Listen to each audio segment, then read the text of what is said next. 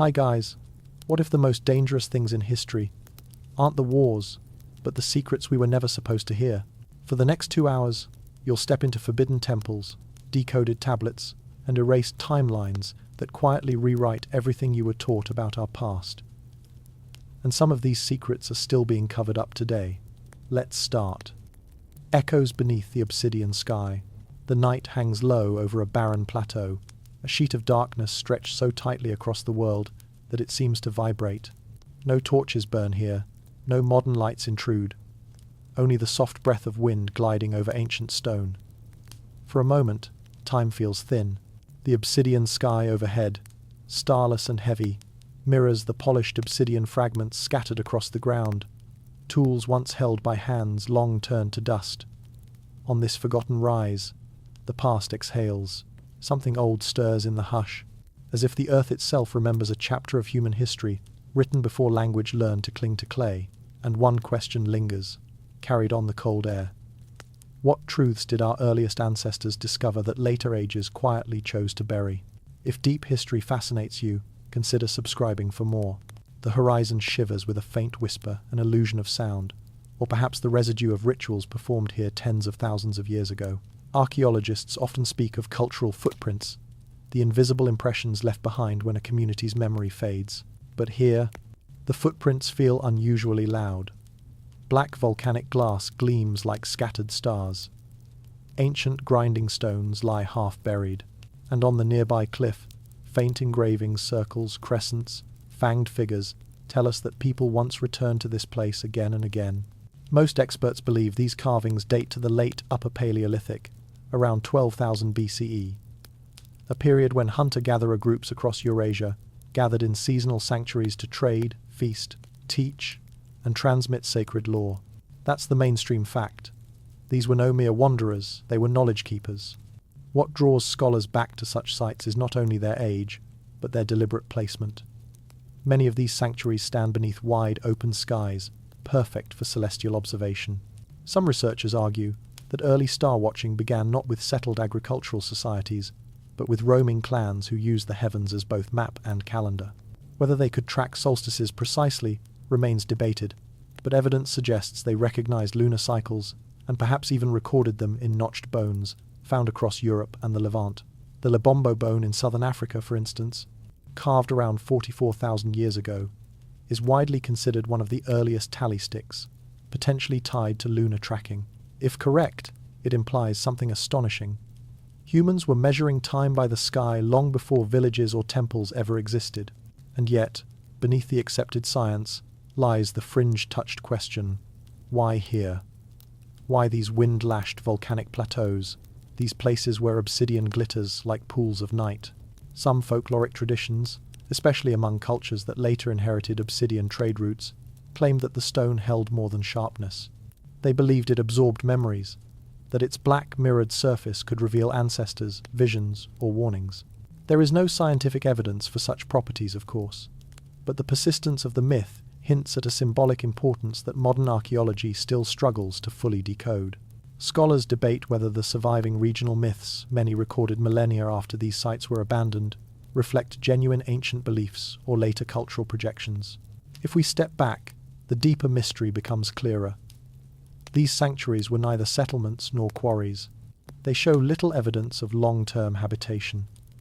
Yet the labor required to transport raw obsidian from distant mountains to these communal sites would have been immense. Someone planned these gatherings. Someone preserved the necessary knowledge and intentionally passed it down. Perhaps this was how early humans protected their most vital teachings.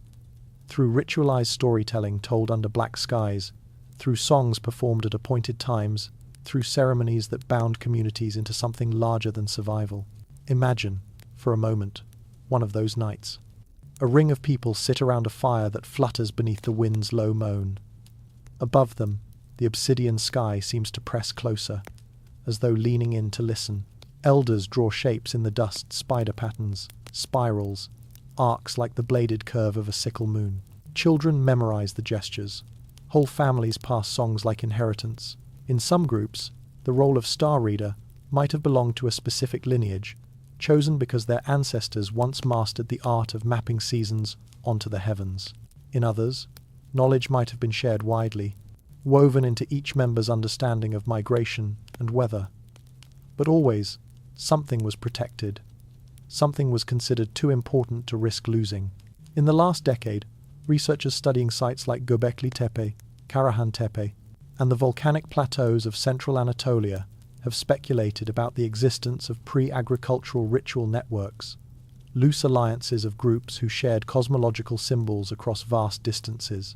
This doesn't imply a continent-spanning civilization, of course, but it does indicate that ideas traveled farther and lasted longer than we once assumed.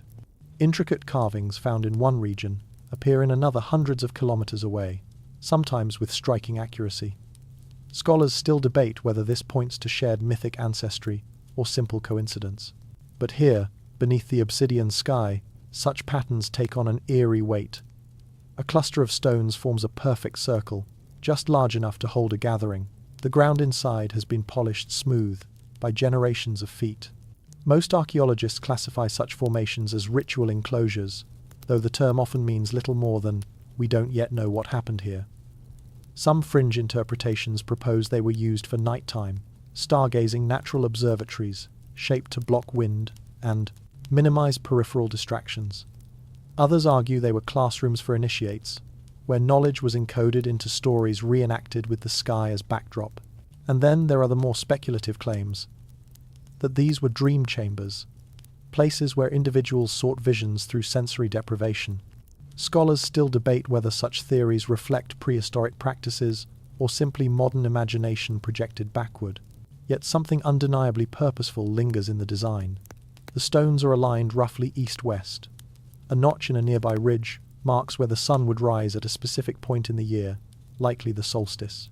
It's not as precise as the alignments seen at later sites like Stonehenge, but it's deliberate, and deliberate actions, repeated across regions, hint at shared thought. What mattered to these early people? What rhythms guided their rituals?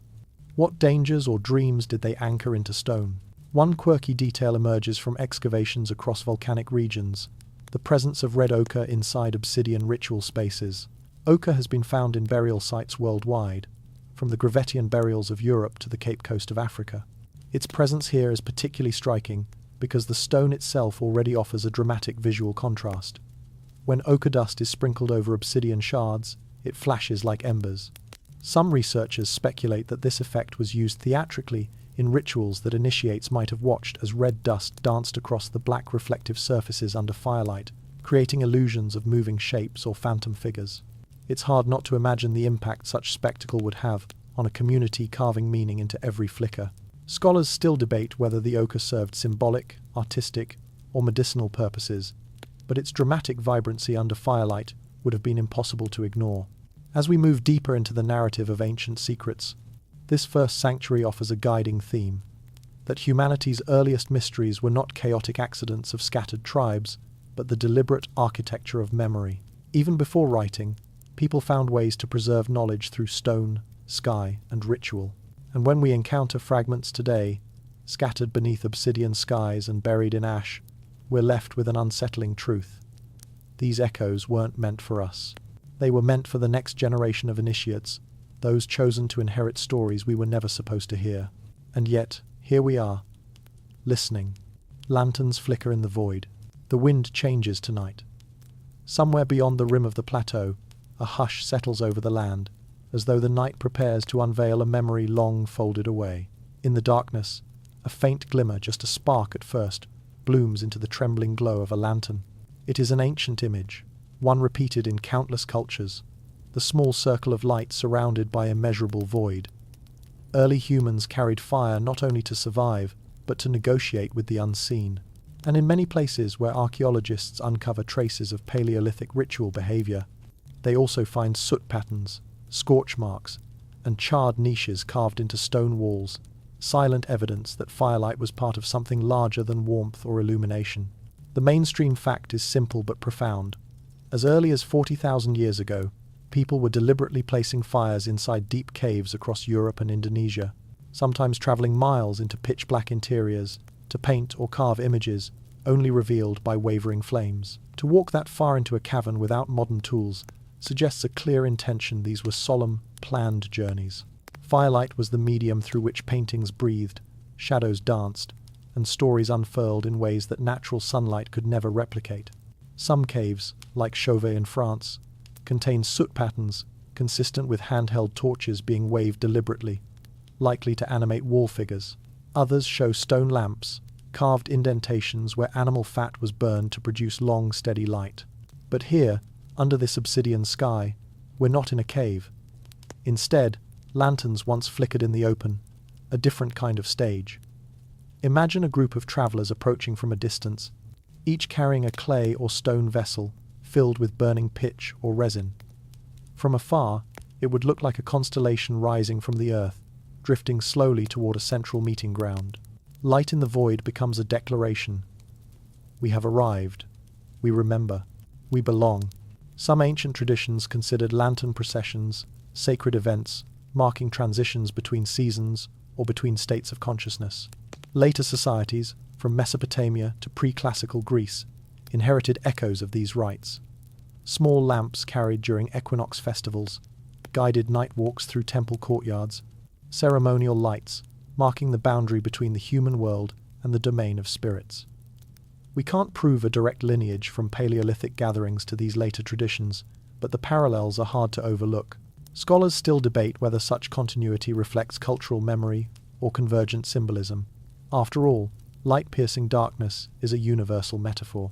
What fascinates researchers at volcanic ritual sites, however, is the placement of burnt residues. Scattered around certain stone circles are patches of soil darkened by repeated burning, not chaotic scatterings, but patterned arcs, as though fires were placed with intention. Some lie at cardinal directions, others form inner rings, and some appear at the entrances of narrow passageways leading to natural hollows or fissures in the bedrock. These hollows often amplify sound, creating a soft, otherworldly reverb. One quirky detail emerges from acoustic studies at such sites. When torches crackle in these hollows, the sound can mimic whispering voices. Not loud, not distinct, just the faint sense of presence. Whether ancient people noticed or exploited this effect remains uncertain, but experimental archaeologists who recreate these conditions report the uncanny sensation of being watched or accompanied. In many cultures, fire was believed to be a conduit between worlds. The flame danced, changed shape, and consumed offerings, attributes that tied it to gods, ancestors, or unseen forces. The Neolithic and Bronze Age cultures of Europe placed small altars at boundaries of settlements, using ritual fires to mark thresholds. The Minoans lit sacred flames during nocturnal rites at mountain peaks. Later, Zoroastrian temples would elevate fire to a cosmic symbol of truth. None of this directly proves Paleolithic lantern rites carried the same meaning, but it suggests that fire's symbolic power runs deeper than recorded memory. Scholars still debate whether the shared reverence of flame indicates a universal archetype or the inherited residue of forgotten traditions. Now imagine a night long before these written traditions. Lanterns sway in human hands as people gather in a wide circle.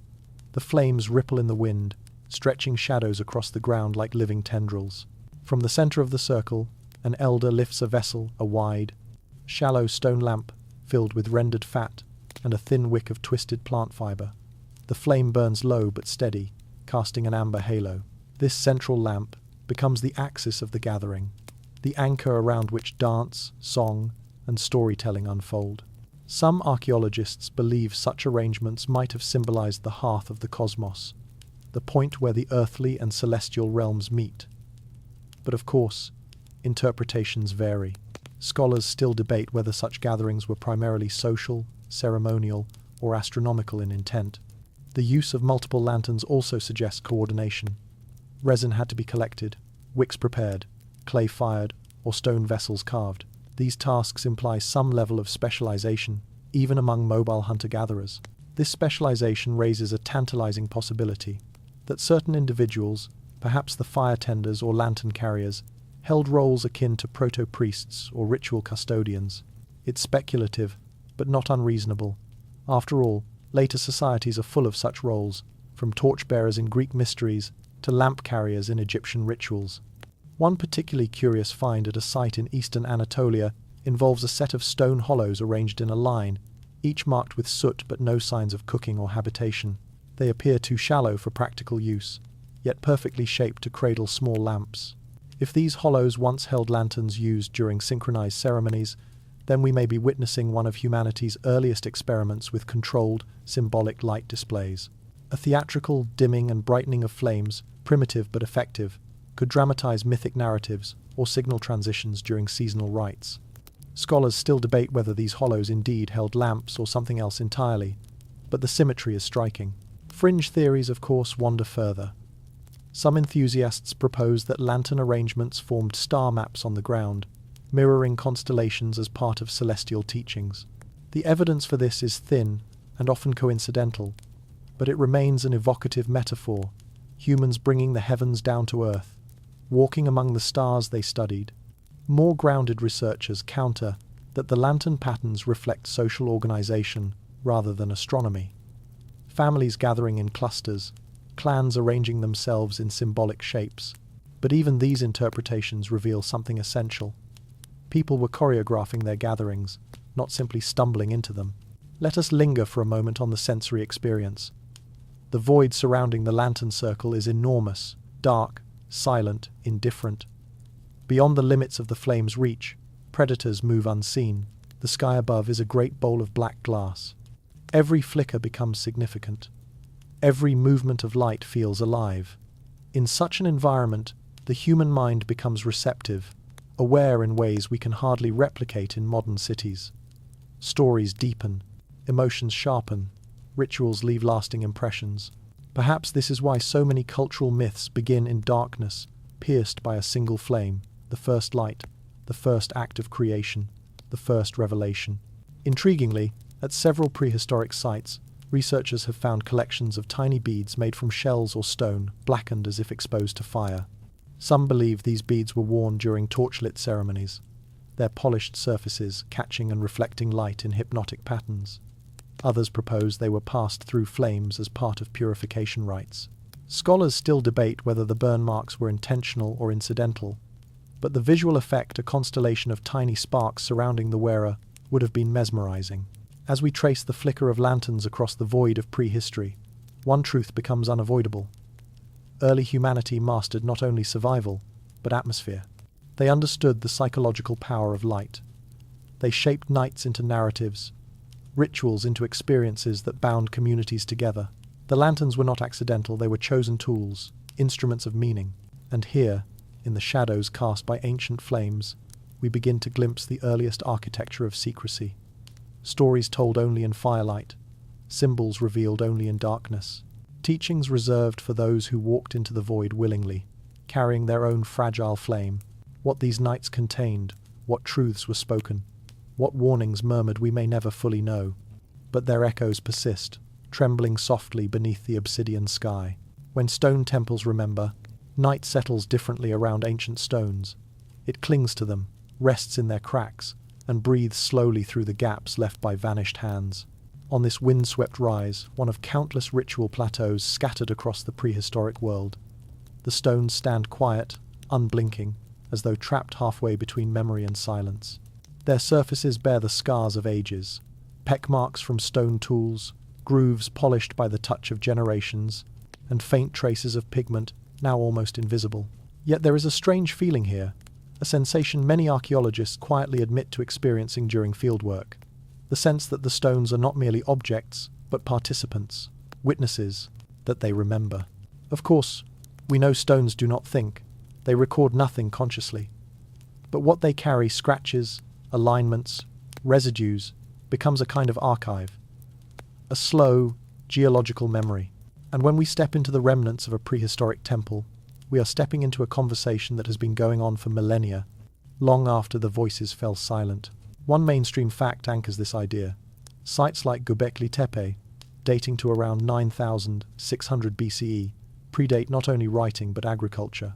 These monumental structures, built by hunter-gatherers before cities or farms existed, challenge every assumption about what early humans were capable of. Massive T-shaped pillars, some weighing up to 20 tons, were set in circular enclosures carved with foxes, snakes, wild boar, vultures, and abstract symbols.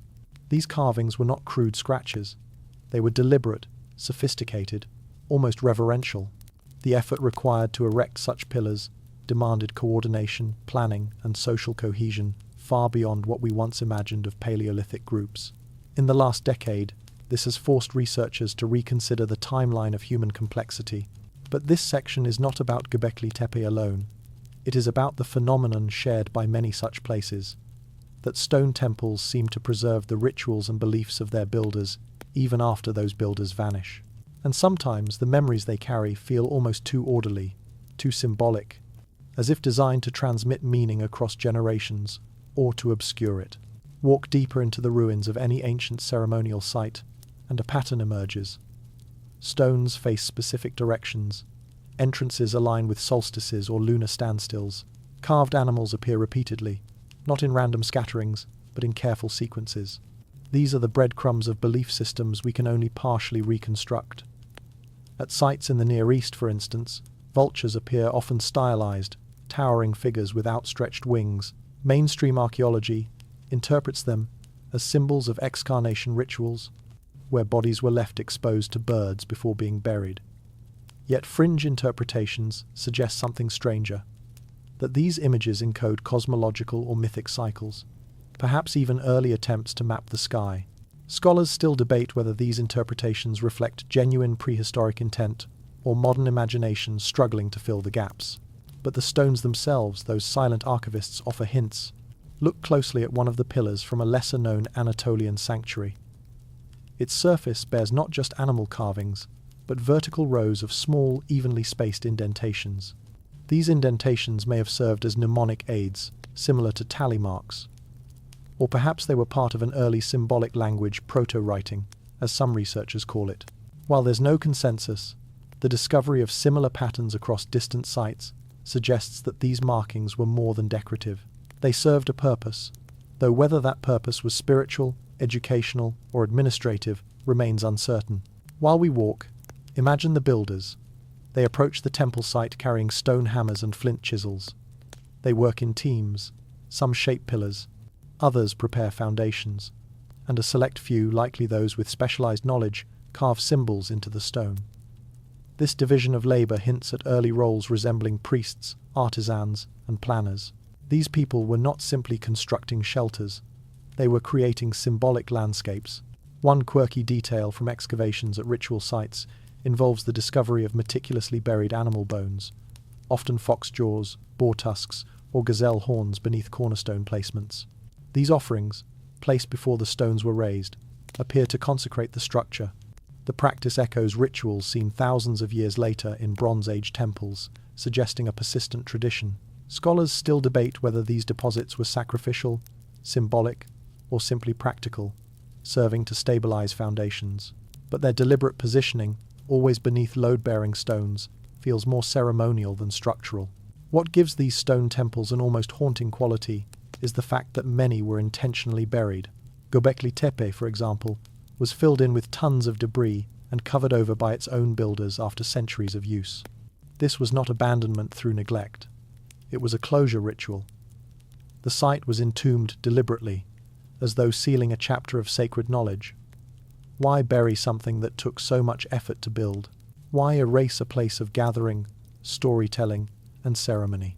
Some scholars argue that climatic changes or shifting social structures rendered the sanctuaries obsolete. Others suggest a symbolic retirement, where a temple was given a dignified burial. Fringe theories propose a more enigmatic motive, that knowledge encoded in the stones was meant only for a specific era, and once that era ended, the information had to be hidden. Scholars still debate the purpose of such burial, but the deliberate nature of it remains one of archaeology's quiet enigmas. Stone temples across the world exhibit similar cycles of construction, use, and burial. Consider the megalithic chambers in Brittany, the stone circles of the British Isles, or the carved rock sanctuaries of India's early Neolithic cultures. Despite vast geographical distances, the same themes echo: alignment with celestial events, repetition of symbolic animals, and architectural features that shape sound, light, and movement. These are not random coincidences. They reveal a shared human instinct to encode meaning in stone. And stone, unlike wood or cloth, endures. Now picture this: A moonlit ceremony thousands of years ago. A group of initiates stands within the stone circle, their shadows stretching long and thin across the ground. The pillars loom above them, each one a silent guardian shaped from bedrock. The elder of the group touches the central pillar, tracing a carved line, a serpent winding upward. The initiate mirrors the gesture. The serpent's head faces east toward the rising sun. This is not merely art, it is instruction. Perhaps it teaches a myth about creation. Perhaps it marks the beginning of a calendar cycle, or perhaps the serpent, in its upward climb, conveys a spiritual ascent. Scholars still debate the meaning of these serpents, but their recurrence across stone temples suggests significance. In some sites, the pillars produce strange acoustic effects. A spoken word reverberates with an uncanny hum. Researchers at Neolithic structures like the Maltese hypogeum have documented resonance frequencies that amplify low male voices, creating an otherworldly vibration. Though our current site may not be as acoustically refined, experiments in Anatolian sanctuaries reveal similar effects. Voices echo in specific spots, turning speech into chant. Was this intentional, or a natural phenomenon discovered and ritualized? Scholars still debate whether ancient builders understood acoustic engineering or simply stumbled upon it, but the consistent reuse of resonant spaces hints at awareness. One fringe but intriguing observation relates to the orientation of pillars within circular enclosures. In some cases, the central pillars are anthropomorphic in shape, broad shoulders, narrow trunks, sometimes even hands carved at the sides. These human-like forms may represent ancestors, deities, or founders. If so, the temple becomes not just a place of worship, but a gathering among stone guardians who embody the community's mythic past. Mainstream archaeologists caution against anthropomorphizing too eagerly, but the carvings cannot be dismissed outright. Here, under the obsidian sky, these stones stand as both monuments and metaphors. They are reminders that early humans sought to externalize memory, to place their stories, fears, hopes, and cosmologies into something that would outlast them. When oral traditions faltered, when clans scattered, when generations shifted, the stone would remain, and in remaining, it would remember. As we step out of the temple's ghostly embrace, one truth becomes clear. Ancient stone is not passive. It holds the fingerprints of belief, the geometry of ritual, and the echoes of voices long faded.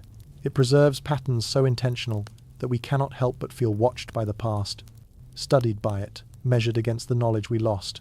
And somewhere in that quiet exchange between the living and the long dead, we sense the first whisper of a realization that will anchor many sections ahead. These stones were not designed merely to endure, they were designed to communicate. What messages they carry, and why some of those messages feel as though they were never meant to resurface, remains a question hanging in the darkness, waiting. Beneath the veil of ashen moons, the night has changed again. Clouds drift low and heavy across the sky, leaving the moon a muted disk, veiled in a film of pale ash-grey light. It casts a strange glow, soft but cold, almost metallic over the scattered stones of our ancient plateau. In this dimness, shadows thicken, shapes blur. The world becomes a shifting canvas of silver smears and black silhouettes. It is in nights like these, under veiled moons, that early humans believed the boundary between realms grew thin. And this is the realm we enter now, where sky watchers, quiet, observant, or deliberate, read the heavens not merely to mark time, but to extract meaning.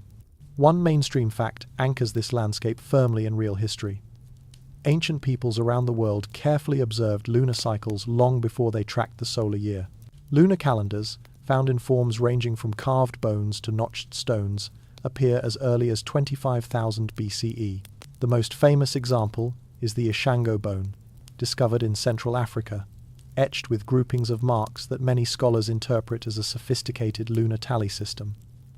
Though its precise purpose remains debated, it is clear the moon mattered deeply to those who lived by subtle seasonal shifts and migratory rhythms. The moon was an anchor, predictable, cyclical, and luminous in a dark world. But this section explores something subtler, not merely the observation of the moon, but the rituals and knowledge systems woven around nights when the moon dimmed, darkened, or was filtered through volcanic ash or storms. Early sky watchers believed such nights held omens. that beneath an ashen moon, the world whispered differently. We can see hints of this mindset in the placement of ritual stones at certain prehistoric sites. Many ancient enclosures are aligned not only to solstice sunrises, but to particular lunar standstills, rare events occurring roughly every 18.6 years when the moon reaches its northernmost or southernmost rise. This alignment is extremely complex to track without written records, suggesting observatory-like precision among people we often underestimate. Scholars still debate whether these alignments were purely astronomical or deeply symbolic, marking times when ceremonies or initiations took place. Notice the way these alignments converge with our plateau. Several stones face the direction where the ash-grey moon now hovers. Others form a narrow gateway oriented toward the point of lunar rise during winter standstill. The builders, whoever they were, understood the sky intimately. Perhaps the ashen moon, the moon filtered through dust or dimmed by seasonal humidity, held a significance separate from the full, bright orb. Perhaps it signaled renewal, or danger, or an opening into mythic sequences. And that brings us to one of the most curious patterns found in prehistoric symbolism: the recurring motif of crescents carved alongside predatory animals. At multiple sites, including those in Anatolia and the Balkans, crescent shapes appear hovering over foxes, snakes, or wild cats. The mainstream interpretation suggests these crescents represent the moon's role in nocturnal life cycles, especially for creatures active in twilight. But fringe interpretations propose something more esoteric, that the moon was tied to transformation myths, where certain animals served as guides between worlds. Scholars still debate whether these carvings indicate genuine lunar worship or broader mythic storytelling. The ashen moon, then, becomes more than a symbol. It becomes a threshold. Let's imagine a night, thousands of years ago, long before writing captured such scenes. A group gathers on the plateau. They carry torches, though most are left unlit, save for a few that burn faintly in the wind. They are waiting, watching the sky, and when the moment arrives, when the moon rises behind a veil of drifting ash, dimmed but visible, they begin to move. Slow circles at first, then spirals. Their bodies sway gently. Their voices hum low, producing a resonance that seems to echo inside the stones themselves. This is not celebration, it is observance. They are honoring something celestial, something cyclical, something they believe governs the pulse of the earth. At the center of the circle, the elder holds a polished stone disc. It reflects the faint moonlight with a dull sheen. Archaeologists have found such stone discs in several Neolithic contexts, often inscribed with concentric circles or radiating lines. While many classify them as decorative objects, others believe they served ritual or calendrical functions. A quirky detail: some of these discs show deliberate darkening on one side, as though they were intentionally blackened by smoke. Perhaps these discs served as analogues for moon phases, used in teaching or ceremony. Scholars still debate whether these marks were functional or symbolic. The idea of a veil, an obscured moon, appears repeatedly in ancient myths. In some traditions, a veiled moon signified the presence of ancestral spirits. In others, it represented a cosmic imbalance, requiring ritual correction. And in a few speculative theories, the ashen moon corresponds to periods of volcanic eruption, when ash clouds truly dimmed lunar light for months or years. If Paleolithic communities witnessed such events, their understanding of the moon's behavior would have been dramatically shaped by environmental cycles, far more volatile than today. Fringe interpretations even propose that such occurrences led to early mythic narratives about the moon losing its face or the sky dimming in sorrow. Whether or not these myths trace back to a veiled moon, the emotional response such nights evoke is undeniable. Even today, a dim, colourless moon feels unsettling, as though something familiar is slightly out of place. One of the most enigmatic mysteries of prehistoric skywatching involves the so-called lunar serpents, spiral or zigzag carvings found on stones facing specific moonrise directions. At first glance, these shapes appear decorative, but when illuminated by torchlight, the grooves cast shifting shadows that move like living serpents across the rock. Experimental archaeologists have reconstructed this effect, recording how flickering firelight animates the carvings. The effect is hypnotic. Some researchers speculate these carvings served as teaching tools, helping initiates visualize lunar cycles or celestial motion. Others believe they were purely symbolic. Scholars still debate the original intent. Now imagine how this animation looked during a veiled moon ceremony. The moon rises dim, torches flicker, carved serpents begin to move, curling and writhing under shifting light. To ancient eyes, this was not illusion, it was revelation. The stone was speaking. The world was confirming a truth older than memory. A recurring pattern across early ritual sites is the use of elevated platforms or terraces that face lunar paths. These platforms are often too narrow for large gatherings, but perfect for small groups. Perhaps the skywatchers themselves. Here, in our imagined plateau, a raised stone shelf lies just beyond the main enclosure. Its surface is flat, strangely so for natural rock. Soil analysis reveals it was cleared repeatedly over generations, a place where the watchers stood. From this vantage point, the veiled moon's slow ascent over the horizon feels almost orchestrated. The clouds thin, revealing its muted disk. The faint light glances off the stones. The watchers note its position. They compare it to markers etched into the horizon or into the stone itself. This is not superstition, it is data woven into ritual. Across cultures, skywatchers took many forms. Shamans, priests, astronomers, storytellers, healers. In some societies, these roles overlapped. And though our plateau predates such distinctions, the evidence of specialized knowledge remains. Consistent alignments, deliberate placements, recurring symbols. The sky mattered, and those who understood it guided their communities not only through timekeeping, but through meaning-making. One fringe but captivating interpretation suggests that nights of veiled moons were used for divination. Without bright moonlight, firelight becomes more intense, shadows longer, forms more ambiguous. Some researchers propose that shadow divination reading shapes, cast by flickering flames, may have begun in these contexts. While impossible to prove, it aligns with ethnographic parallels from cultures that used shadows, smoke, or reflected light in ritual practices. Scholars still debate whether such techniques existed in the Paleolithic, but the psychological potency of these conditions is undeniable. As we stand beneath our ashen moon, it becomes clear that lunar observation was not passive, it was participatory, interactive. The moon's behavior was woven into ceremony, storytelling, and decision-making. And on nights when the moon dimmed or vanished behind clouds, early humans did not retreat. They listened.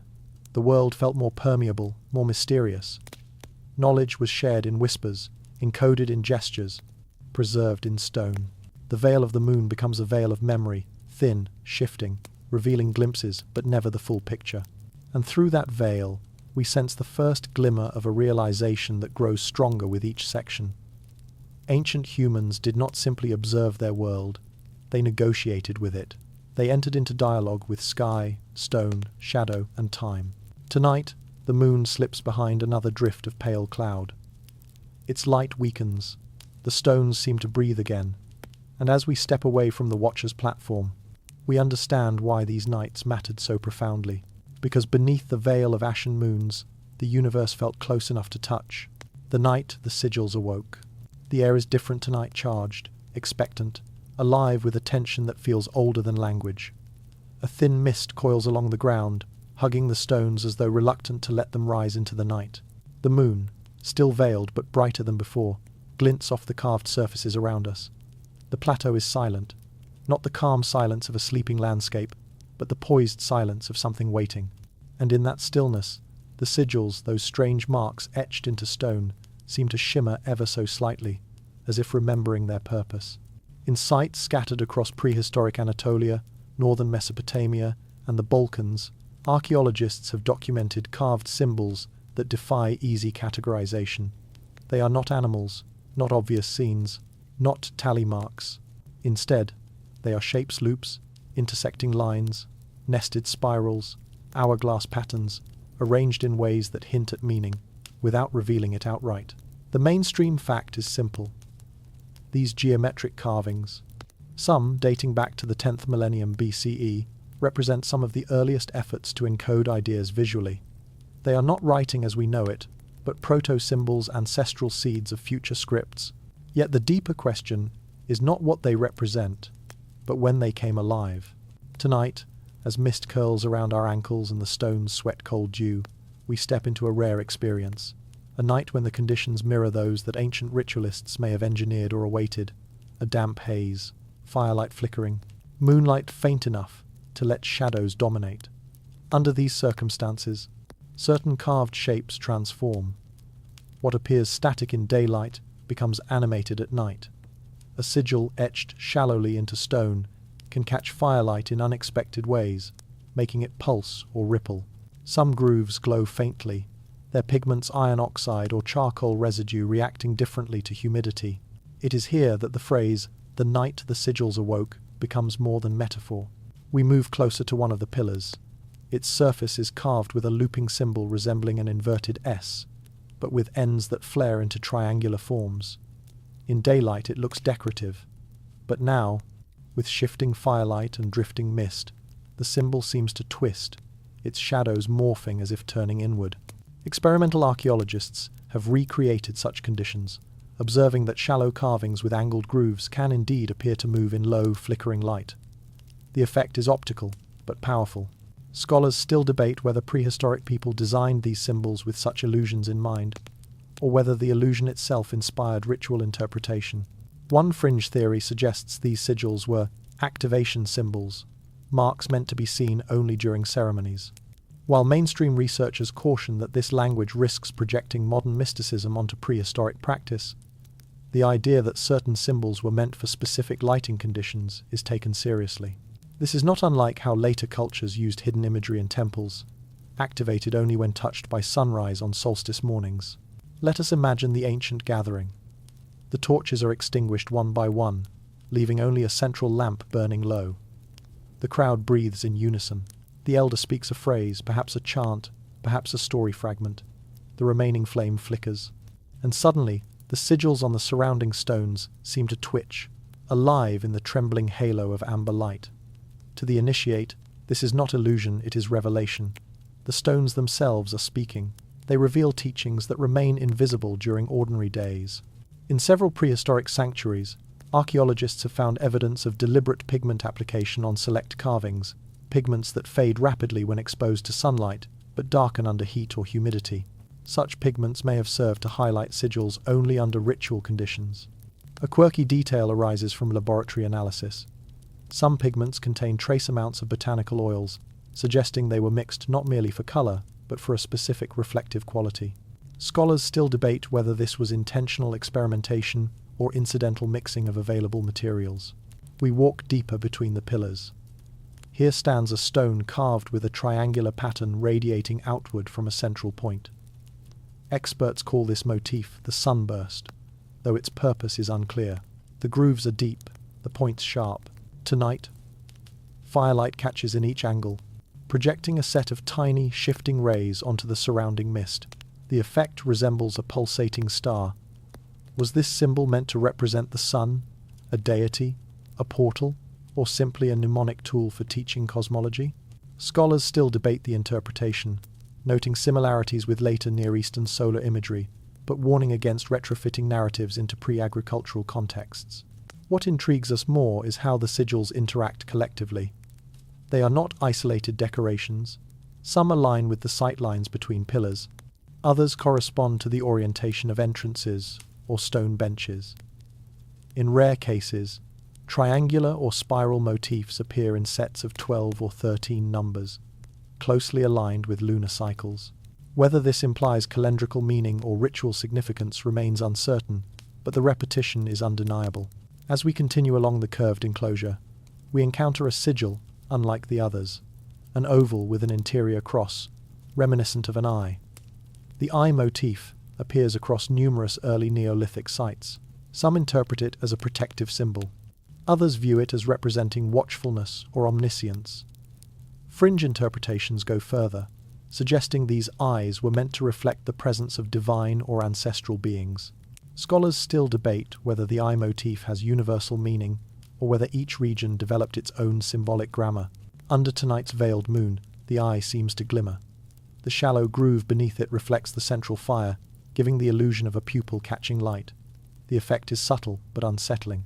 The stone seems aware, but not all sigils awaken through light. Some come alive through sound.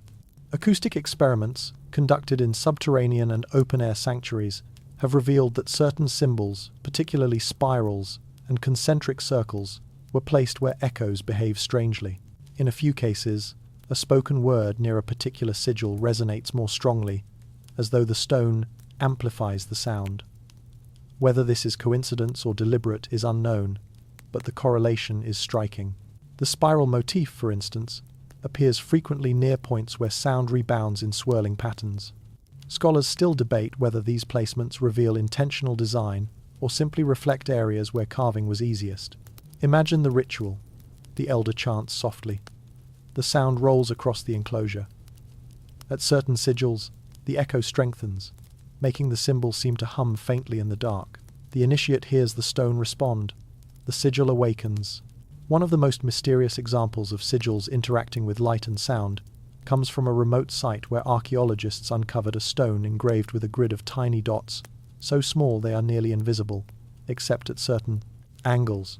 When illuminated obliquely by flame, these dots cast shadows that merge into different shapes depending on the torch's position. No one knows what these shapes represent. Some researchers propose early counting or record keeping. Others suggest constellations. Fringe theories wildly propose encoded maps. Scholars still debate these interpretations, but the most striking feature is this. The grid only resolves into recognizable clusters during low, flickering lighting. By daylight, the dots appear scattered and meaningless. Which brings us back to the central theme. The sigils were not passive carvings. They were interactive technologies of meaning, tools that required the right conditions, light, angle, weather, ritual readiness to reveal their purpose.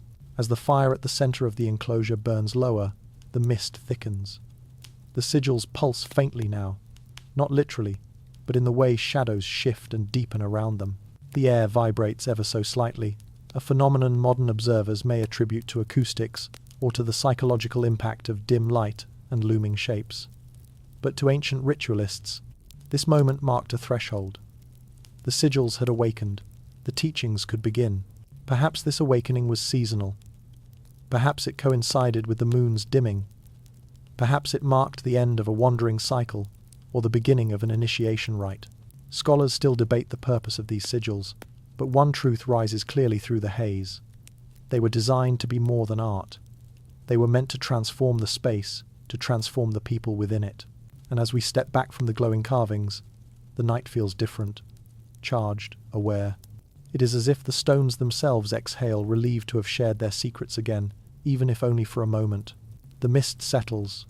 The moon brightens. The sigils fade into stillness. The night they awoke is ending. But their memory is not. Secrets sewn into candle smoke. The night grows warmer, though no breeze stirs the stones. A dense stillness blankets the plateau, thick enough that every breath feels suspended, as though the world itself is holding its inhale. From the center of the ritual circle, a faint thread of smoke curls upward, thin at first, then widening, swirling, dividing, reforming into unsteady shapes that dissolve before they can be named. It rises from a shallow bowl carved into the stone, where resin, herbs, and animal fat once burned in dim ritual light. And as we watch the smoke twist under the muted sky, we begin to understand what the ancients discovered long before writing. We learn to bear meaning on clay tablets. Smoke itself can speak. The mainstream fact is this. In multiple early Neolithic sites spanning parts of the Levant, Anatolia, and the Caucasus, archaeologists have found shallow stone basins blackened by countless fires. These basins often contain residues of aromatic resins, charred herbs, and the faint chemical signatures of fats or oils. These substances were not chosen at random. Many carry psychoactive or sensory amplifying properties. Frankincense and juniper alter breathing and perception. Artemisia can induce mild trance states.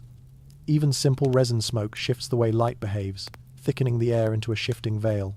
Such ingredients appear purposefully selected, suggesting early humans used scented smoke not merely for illumination, but for ritual, storytelling, and perhaps altered states of consciousness. But tonight's focus is more specific. How secrets, ideas, instructions, warnings might have been encoded in the ephemeral language of smoke. As the bowl's fire crackles softly, the rising smoke moves in curving ribbons. In the wavering glow of torchlight, the smoke casts fleeting shadows on the stone pillars. These shadows seem to take shape, first an arc, then a looping curve, then something like a hand or branch, the forms dissolve before meaning can settle. Yet to an initiate trained from childhood to observe patterns, this moment is an invitation, a test. Some anthropologists studying prehistoric ritual behavior believe smoke reading may have been one of the earliest divinatory practices, not because people thought the smoke itself was magical, but because smoke magnifies subtle movements, a shift in wind direction, a change in temperature, the quiver of nearby bodies. Smoke becomes a sensitive instrument, a visual amplifier of the invisible.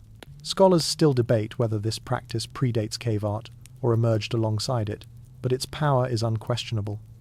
In the dim world of early ritual sites, smoke was not background, it was medium. Now imagine a circle of early ritualists. They kneel or sit around the smouldering bowl, their faces lit from below by the amber glow. Their eyes follow the smoke. Their breathing synchronizes, slow and steady.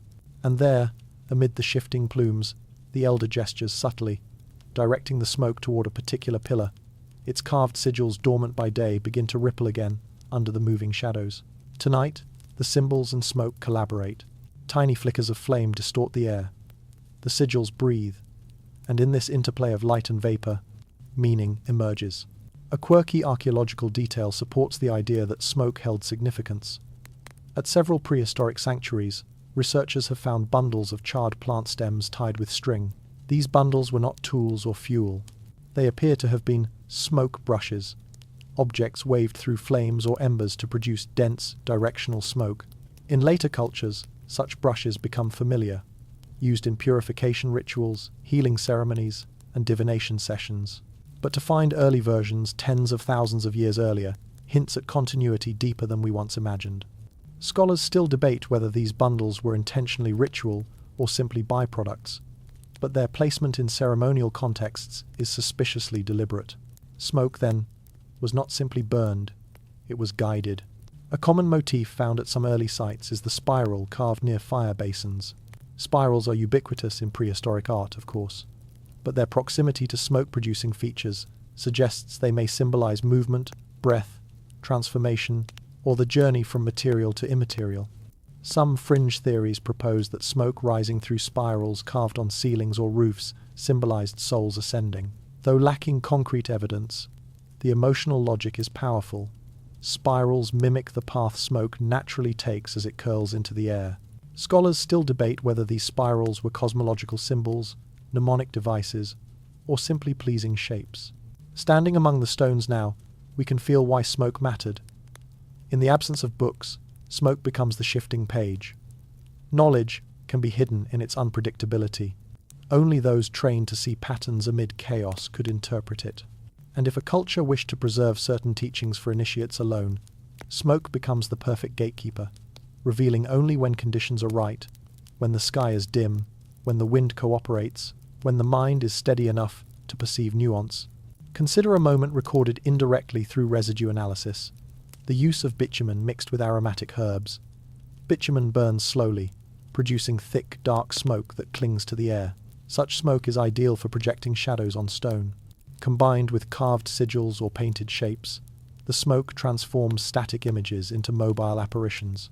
Early myth-tellers could manipulate these effects subtly, waving a brush, adding herbs, adjusting flame height to create the illusion that images on stone were shifting, alive, responding to the narrative. Scholars still debate whether these techniques were intentional illusions or simply atmospheric rituals, but the potential for early visual storytelling is undeniable. And so we return to the bowl before us.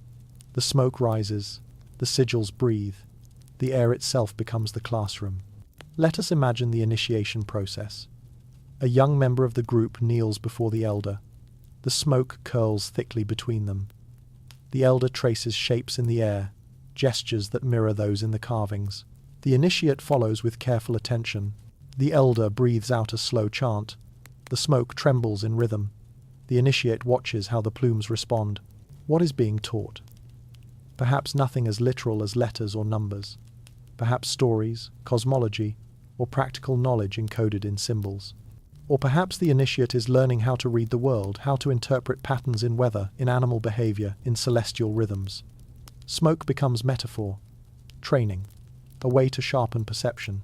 One fringe but fascinating hypothesis suggests that candle smoke served as a primitive encryption system, secrets sewn into smoke patterns that only trained watchers could decode. This interpretation is speculative, yet not absurd. Human cognition excels at pattern detection, and ritual environments amplify focus. Scholars still debate whether prehistoric people used such sophisticated methods, but the idea that rituals served as memory systems is widely accepted. We linger near one of the stone pillars, where faint soot patterns stain the upper surface, not from fire directed at the stone, but from smoke drifting upward repeatedly.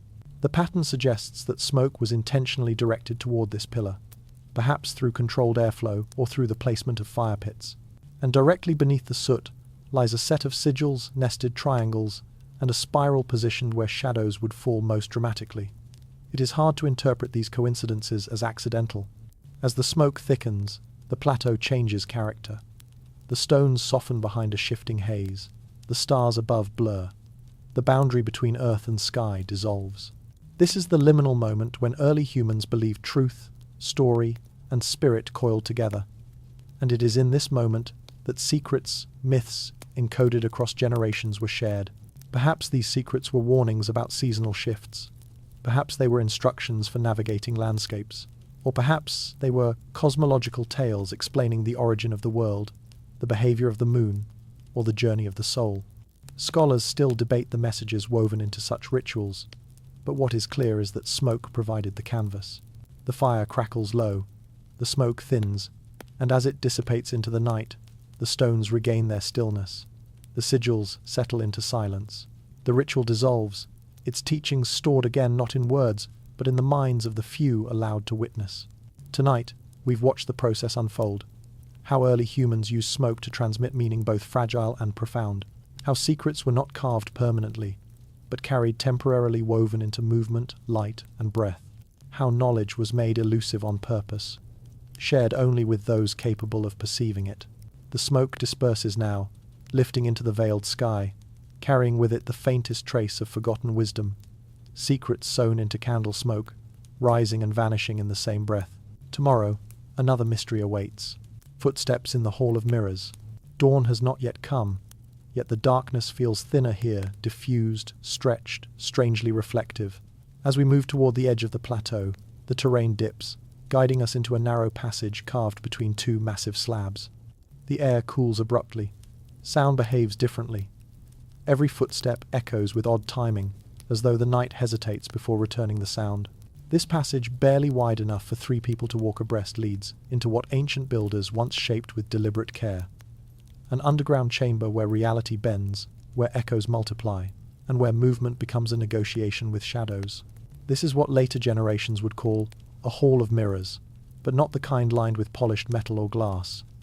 Instead, these chambers use reflective surfaces of a different sort, wet stone, smoothed by ritual polishing, painted with pigments that shimmer subtly in torchlight, carved with shapes that distort when seen from certain angles.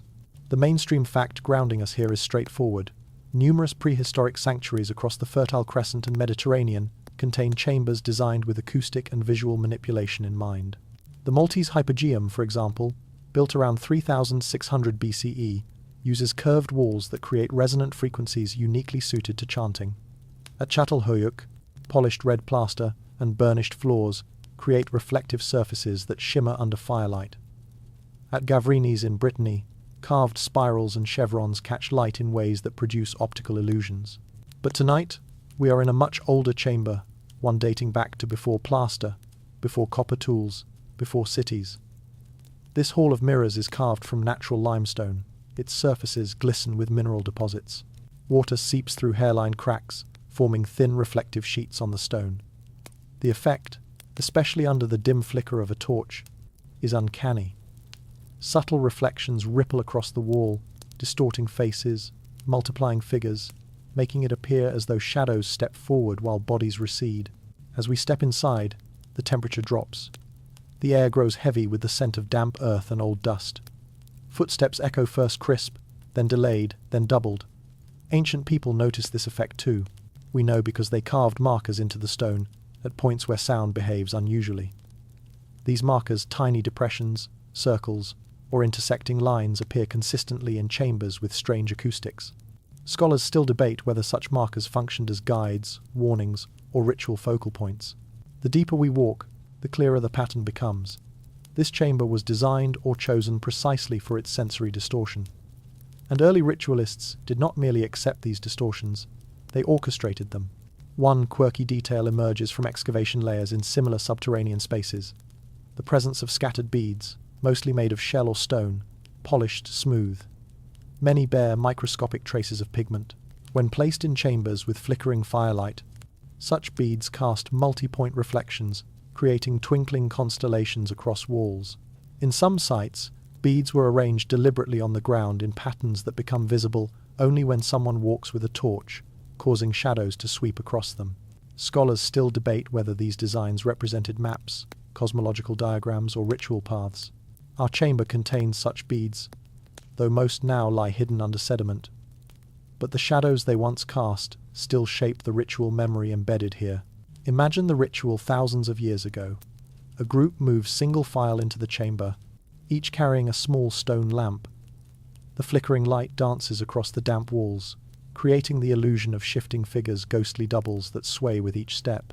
As the participants walk, their footsteps produce layered echoes. A single footfall produces 3, 4, 5 responses. It sounds like many people walking together more than those physically present. To early humans, this phenomenon was not trickery, it was presence. Ancestors walking beside them, spirits echoing their path, the chamber itself becoming a participant in the ritual. Now we reach a wider section of the hall. Here, the walls curve inward slightly, forming concave shapes.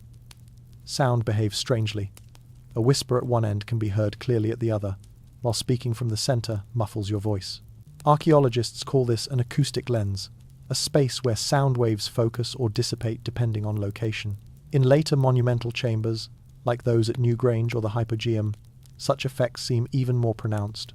Scholars still debate whether ancient builders understood acoustic engineering or stumbled upon it accidentally, but repeated patterns across continents hint at purposeful selection. On the walls of this chamber, carved spirals and chevrons ripple outward like water rings frozen in stone. Under torchlight, the shadows cast by these deep grooves appear to move, as though spiraling inward or outward. In modern experiments, such movement becomes especially intense when the torch carrier sways during chanting. The effect is mesmerizing, bordering on disorienting. Ancient participants may have interpreted these illusions as signs that the stone itself was alive, breathing, responding, guiding. One fringe interpretation suggests these chambers acted as proto-psychological theaters, spaces designed to heighten sensory perception and induce trance-like states.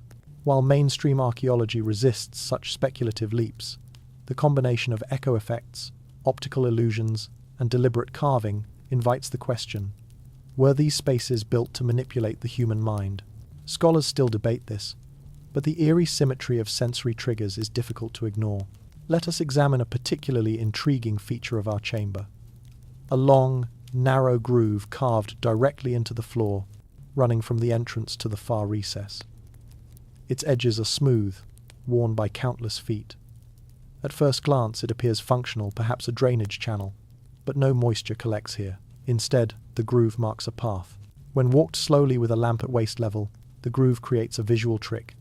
Reflections from the walls converge upon it, making it appear as if a ribbon of light swirls along the ground. This phenomenon can be recreated in similar chambers with polished walls. Some researchers believe such illuminated paths symbolize journeys between worlds, between life and death, between ignorance and knowledge. Scholars still debate the purpose of these visual pathways, but their psychological impact cannot be overstated. We move deeper. The air thickens.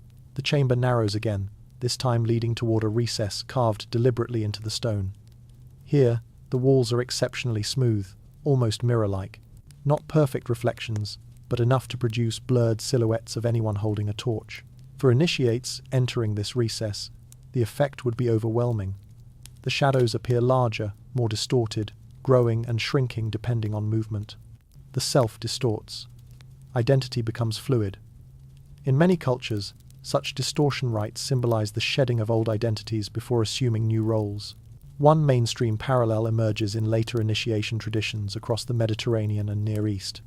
Initiates often pass through dark corridors, caves, or chambers designed to disorient before emerging into illuminated ceremonial spaces. Whether these practices echo Neolithic precedents or evolved independently is still debated, but the emotional logic is the same confusion as precursor to transformation. In the deepest section of the chamber, something unexpected awaits. A natural fissure radiating warm air. This detail is rare but documented at several prehistoric sanctuaries, where geothermal activity or subterranean airflow creates warm pockets. To early humans, this fissure may have felt like a breathing mouth in the earth, exhaling warmth into cold stone. Fringe theories suggest such fissures were considered entrances to the underworld.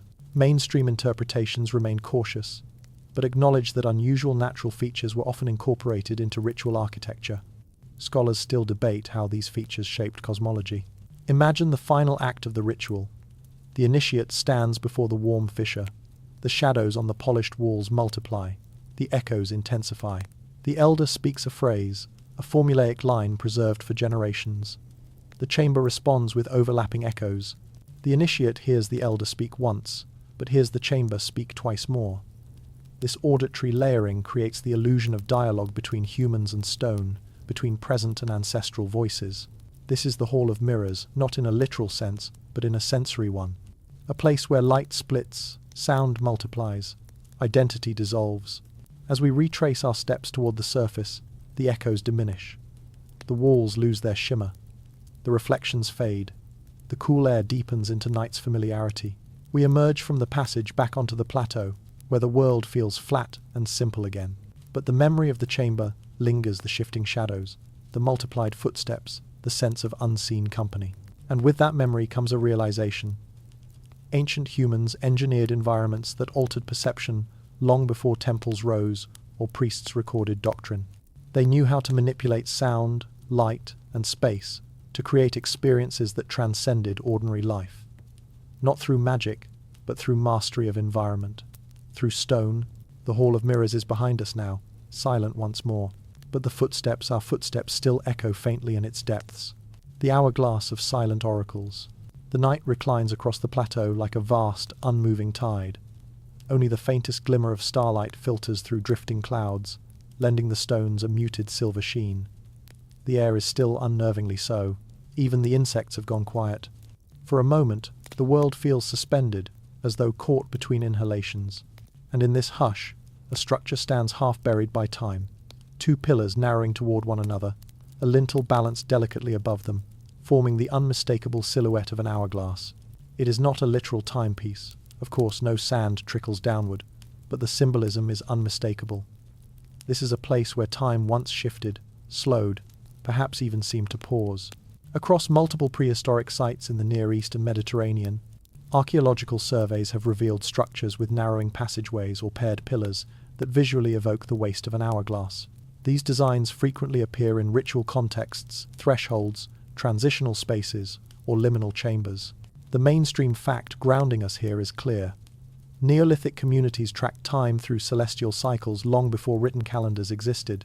Evidence from sites like Nabta Playa in Egypt, dating to around 6000 BCE, demonstrates careful observation of solstices and star risings. Even earlier, megalithic alignments in southeastern Turkey suggest systematic tracking of lunar phases. But here, within the quiet cradle of our plateau, the concern is not merely the measurement of time, it is the guardianship of time.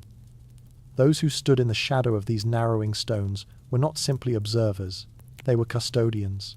Silent oracles who marked, interpreted, and perhaps even manipulated the rhythm of seasons, moons, and ritual cycles. We step closer to the hourglass structure. Cold dew beads along its inner surfaces, catching faint light. The narrowing passage beneath the lintel forces us to move slowly, bowing slightly, as though acknowledging something sacred. This enforced posture is no accident. Many such passageways are intentionally constricted, compelling initiates to perform physical gestures that symbolize humility or transformation. Scholars still debate whether these architectural constrictions were designed for symbolic purposes or simply structural necessity. But the consistency across sites is striking.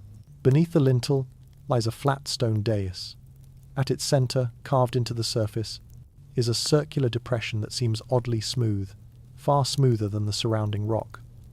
Residue analysis at similar stones in Chayonu and Jerf el Ahmar reveals repeated polishing over centuries. What rested in these depressions remains a mystery. Some propose bowls filled with water used for sky reflection, allowing observers to track stars indirectly. Others suggest that luminous resins burned here, creating small, controlled flames. Fringe theories claim the depressions held sacred stones or bones used in divination rituals. Scholars still debate these interpretations, though water as a reflective tool remains a compelling possibility. Imagine this depression as a mirror of the night sky, a shallow pool of still water held in place by a carved basin. Above it, the heavens reflected stars drifting across its surface in slow arcs. Early astronomers may have gathered here to interpret these movements, and not purely for scientific curiosity. In many cultures, timekeeping is inseparable from prophecy. The movement of celestial bodies informs rituals, migration patterns, hunting cycles, even social hierarchies. Those who understand these patterns become advisors, guardians, silent oracles whose authority rests not on brute strength but on knowledge. A quirky, yet often overlooked detail appears at some of these hourglass-shaped structures, a set of small holes drilled into the stone at regular intervals along the narrowing sides. These holes are too small to serve structural functions. Instead, they appear to track shadow lengths cast by the rising or setting sun. When a peg or stick is inserted, the length and angle of its shadow change predictably throughout the year. This could allow the watchers to mark seasonal progression with surprising precision. Scholars still debate whether these perforations were used for calendrical measurement or ritual symbolism, but their placement is remarkably systematic. Tonight, under a faint sky, we sense why these structures mattered. They compress space, they frame time, they divide the world into a before and after. Step through the hourglass, and you enter a realm where time becomes ceremony. Let's imagine such a ceremony thousands of years ago. A group approaches the narrowing pillars at dusk, carrying small stone lamps. The watchers, or timekeepers, stand silently at the dais. No chants, no drums, no spectacle. Only the slow extinguishing of daylight as the sun dips beneath the horizon. This is a threshold ritual marking the last moon of a cycle, or perhaps the first. The watchers tilt their heads slightly, noting the moon's position, the angle of its ascent, the color of its light as filtered through dust or mist. Every detail matters. These observations guide decisions: when to migrate, when to gather, when to plant, when to commemorate the dead. A mainstream parallel emerges in much later cultures. Babylonian priest astronomers tracked celestial movements meticulously, using them to inform kings about omens and seasonal timing. Egyptian temple priests aligned structures to solstices and heliacal risings. Maya skywatchers tracked lunar and Venus cycles for ritual calendars. Whether these practices inherited Pleistocene or early Neolithic traditions is still a matter of debate, but the cognitive foundation, the linking of time with authority, is ancient indeed. Back at our plateau, the hourglass structure holds additional clues. A set of carved lines radiates outward from the dais, like spokes on a wheel. In daylight, they seem random, but under torchlight, the grooves guide shadows in distinct directions. Some align with cardinal points. Others point towards specific horizon notches, natural formations, where the sun or moon rises at particular times of the year. These alignments suggest an early, sophisticated awareness of celestial cycles. Scholars still debate whether such engravings served functional or ceremonial purposes, but their alignment cannot be dismissed as coincidence. Now consider the name we've given this section: Silent Oracles. Why silent? Because at many such sites, archaeologists have found no evidence of writing, no preserved inscriptions, no tools suggesting lengthy periods of habitation. The watchers did not record their knowledge externally, they embodied it. Timekeeping was carried in memory, transmitted orally or ritually. Silence becomes not absence, but discipline, a vow of accuracy, an understanding that spoken words can shift, but embodied cycles remain constant. One fringe interpretation proposes that these hourglass structures served as initiation chambers for timekeepers, specialists trained to track cosmic rhythms. Initiates may have spent nights here alone, observing the slow sweep of stars, listening to the silence, attuning their minds to rhythms far larger than individual lifespans. While speculative, such initiation rites find parallels in later priesthoods across the ancient world. Scholars still debate whether early societies possessed such specialized roles, but the existence of complex calendrical alignments suggests that someone, at least, was responsible for understanding them. Our surroundings grow colder. The clouds drift apart, revealing a thin crescent moon. Its light grazes the stone edges of the hourglass structure, casting a long, narrow beam through the passage. The beam lands directly on the dais, illuminating the central depression. This alignment feels intentional, not accidental. The moon's path is predictable over long cycles. Early skywatchers could have aligned structures to capture such moments. We kneel and peer into the depression. Rainwater has collected there, forming a small pool. The crescent moon reflects in its surface an ancient mirror. The reflection trembles slightly as wind brushes the water. The illusion is mesmerizing. A floating moon, half real, half imagined. To someone encountering this sight thousands of years ago, it may have felt like a message, a sign that the heavens touched the earth.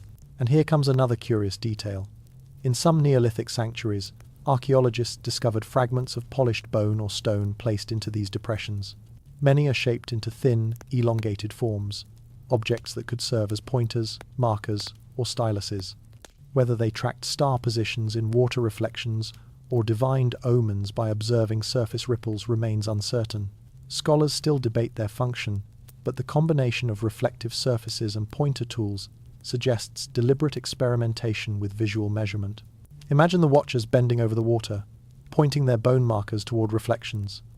From this vantage, stars appear in inverted positions, allowing observers to track patterns with reduced neck strain.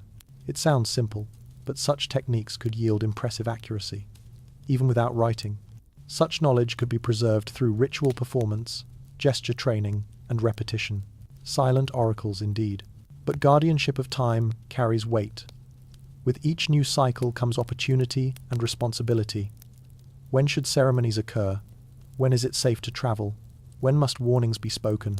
Perhaps the watchers were not silent by choice. Perhaps silence was part of the ritual, a means of protecting fragile knowledge from misinterpretation. Many cultures later insisted that timekeeping secrets, particularly those linked to prophecy, be guarded by elites. Whether this practice extends into deep prehistory is still debated, but the notion is compelling. As the night deepens, we sit beside the hourglass stones. The narrow passage holds the wind at bay. The world feels suspended again, caught between cycles. And in this stillness, we begin to understand what the silent oracles protected. Not just knowledge of time, but the sense that time itself was sacred, cyclical, enigmatic, a force to be observed, respected, perhaps even negotiated with. The moon sinks slightly, shifting its reflection in the water. The beam of light slips off the dais. The moment passes. The cycle moves on. The silent oracles have spoken without a single word. Where broken idols still whisper, night settles like dust upon forgotten altars. The plateau feels heavier here, as though the earth itself remembers what once stood on this patch of stone. A ring of carved figures, shattered now, tumbled into fragments that glint faintly under the veiled moon. These are the idols, once upright, once looming, once alive in the minds of those who carved them. Now they lie broken, half buried, their faces erased or cracked, their bodies scattered by time or by deliberate hands. And even in ruin, they seem to whisper. Across the ancient world, from Anatolia to the Indus, from the Maghreb to the British Isles, archaeologists have uncovered ritual sites littered with broken statues. These idols, often humanoid, sometimes animal, sometimes abstract, were found not toppled by erosion, but intentionally smashed. The mainstream fact is clear. Many early Neolithic cultures practiced ritual breakage, destroying symbolic objects during key ceremonies. At sites like Göbekli Tepe, Chayonu, and Catalhoyuk, carved statues were shattered and buried in pits, sometimes alongside offerings or ash. This was not vandalism, it was choreography. But the deeper question lingers. Why break what took so long to create? Tonight, as mist curls around the fractured stones, we try to listen to the fragments, the silence, and the intent behind the destruction. A broken idol lies at our feet now. Its surface is cool, slick with night moisture. The carved eye is missing. but the curve of the cheekbone remains. A faint trace of red pigment clings to the stone iron oxide, likely mixed with fat under torchlight. Such pigment glows softly, creating an illusion of warmth on the stone's skin. Archaeologists have found similar traces on statues across prehistoric sanctuaries. In some cases, pigment is applied only to certain features: eyes, lips, hands, suggesting selective symbolism. Scholars still debate whether pigments indicated status, ritual function, or mythic identity. Further ahead lies a piece of another idol, perhaps a torso. The carving is abstract, the chest smooth except for a single groove running diagonally. This groove appears intentionally made after the statue's creation. In several prehistoric sites, statues were wounded or killed through deliberate cuts before being shattered. This killing ritual appears symbolic, marking the end of the idol's active life. Mainstream interpretations propose that idols embodied spiritual beings, and destroying them released or retired their power. Fringe interpretations go further, suggesting idols served as containers for ancestral spirits or ritual forces. Scholars still debate whether this symbolism reflects cosmological beliefs or social manipulation by ritual elites. But even without certainty, the emotion preserved in these broken forms is unmistakable. Something important was ended here. As we walk through the scattering of fragments, the layout becomes clear. The idols were once arranged in a semicircle. Their foundations remain flat stones, smoothed by centuries of weight. The semicircle faces the rising moon, not the sun. This orientation is unusual. Most ceremonial structures align with solar points. A moon-facing sanctuary suggests nocturnal rituals, and nocturnal rituals often involve secrecy, transformation, or liminality. Imagine the scene thousands of years ago. A group gathers at dusk. The moon rises slowly, veiled and dim. The idols stand tall, painted in ochre and charcoal. Their carved eyes glint in the amber light of resin lamps. As the ceremony unfolds, chants, movement, offerings, the idols become focal points. They watch, they witness, they embody something larger than the individuals present. And then, perhaps at the climax of the ritual, one of the idols is struck. A stone hammer falls. The air cracks with sound. The idol splits, dust billows, and gasps rise from the crowd. This act is not destructive, it is performative. The idol's shattering marks the ritual's conclusion, the completion of a cycle, the release of intent. Such rituals may commemorate transitions, the end of a year, the death of a leader, the completion of an initiation. Symbolic breakage appears in later Bronze Age cultures, where weapons were bent or broken before being placed in graves or rivers. Whether this practice traces back to Neolithic sanctuaries is still debated, but the emotional logic is shared. One quirky archaeological detail deepens the mystery. In some sites, broken idols were carefully buried in layers, face fragments placed with face fragments, torsos with torsos, almost like funerary arrangements. At others, fragments of different idols were mixed together deliberately, creating composite deposits. Such behavior suggests a ritual grammar, an intentional way of treating broken form as meaningful. Scholars still debate whether these arrangements reflect mythic narratives or social reorganizing. Back on our plateau, something else draws our attention. A fragment carved with patterns that resemble early goddess figures. These abstractions, rounded forms, exaggerated hips, appear across numerous prehistoric contexts. Some researchers argue they represent fertility or the feminine principle. Others caution against projecting modern interpretations onto ambiguous forms. Scholars still debate their meaning intensely, but one thing is clear: these figures were significant enough to be made, displayed, and eventually broken. The broken goddess lies half submerged in dust. Her curved form catches faint light, revealing the delicate precision of her carving. Perhaps she once stood at the center of the semicircle. Perhaps she was the last idol to be shattered in a particular cycle. Perhaps her destruction marked not an ending, but a renewal. Another fragment bears a different shape, angular, sharp-edged, almost mask-like. While most prehistoric idols are rounded, some feature geometric or stylized faces, a triangular nose, slit eyes, an elongated chin.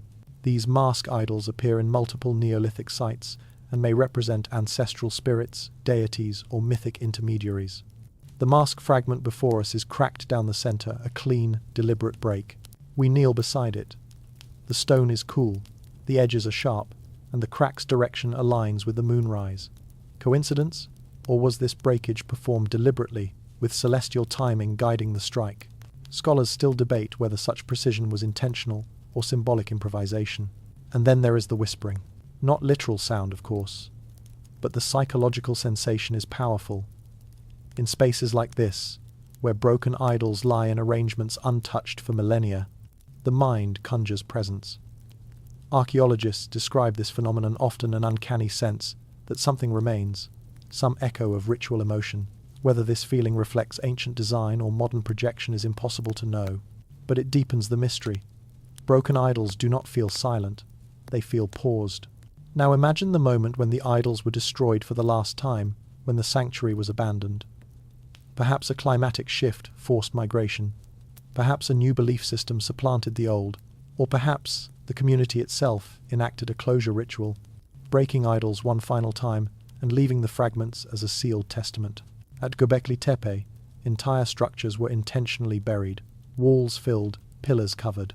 The idols within were entombed deliberately. Similar closures appear across ancient sites. Scholars still debate the motivations. Environmental change? Ritual retirement? Social upheaval? But the intentionality is unmistakable. As we stand amid the fragments, dawn's first light touches the plateau. The broken idols glow faintly in the grey-blue gloom. They look less like ruins and more like slumbering forms, waiting for a ritual that will never come again. Perhaps the whispers we sense are not words but memories. Not meaning, but method.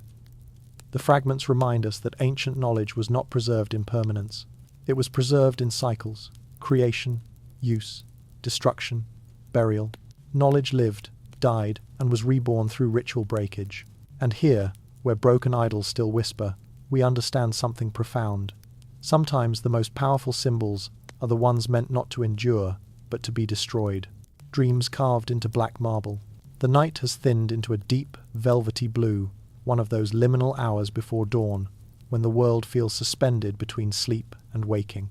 Across the plateau, the last threads of mist drift low to the ground, leaving the stones gleaming with cold dew. Ahead of us lies a different kind of relic, one that glints more sharply than the pale limestone of previous chambers. The surface is dark, deeply dark, polished to an almost unnatural sheen. It looks like frozen night, a slab of black marble, shaped and carved with a precision that seems to defy the crude stone tools we associate with such ancient ages.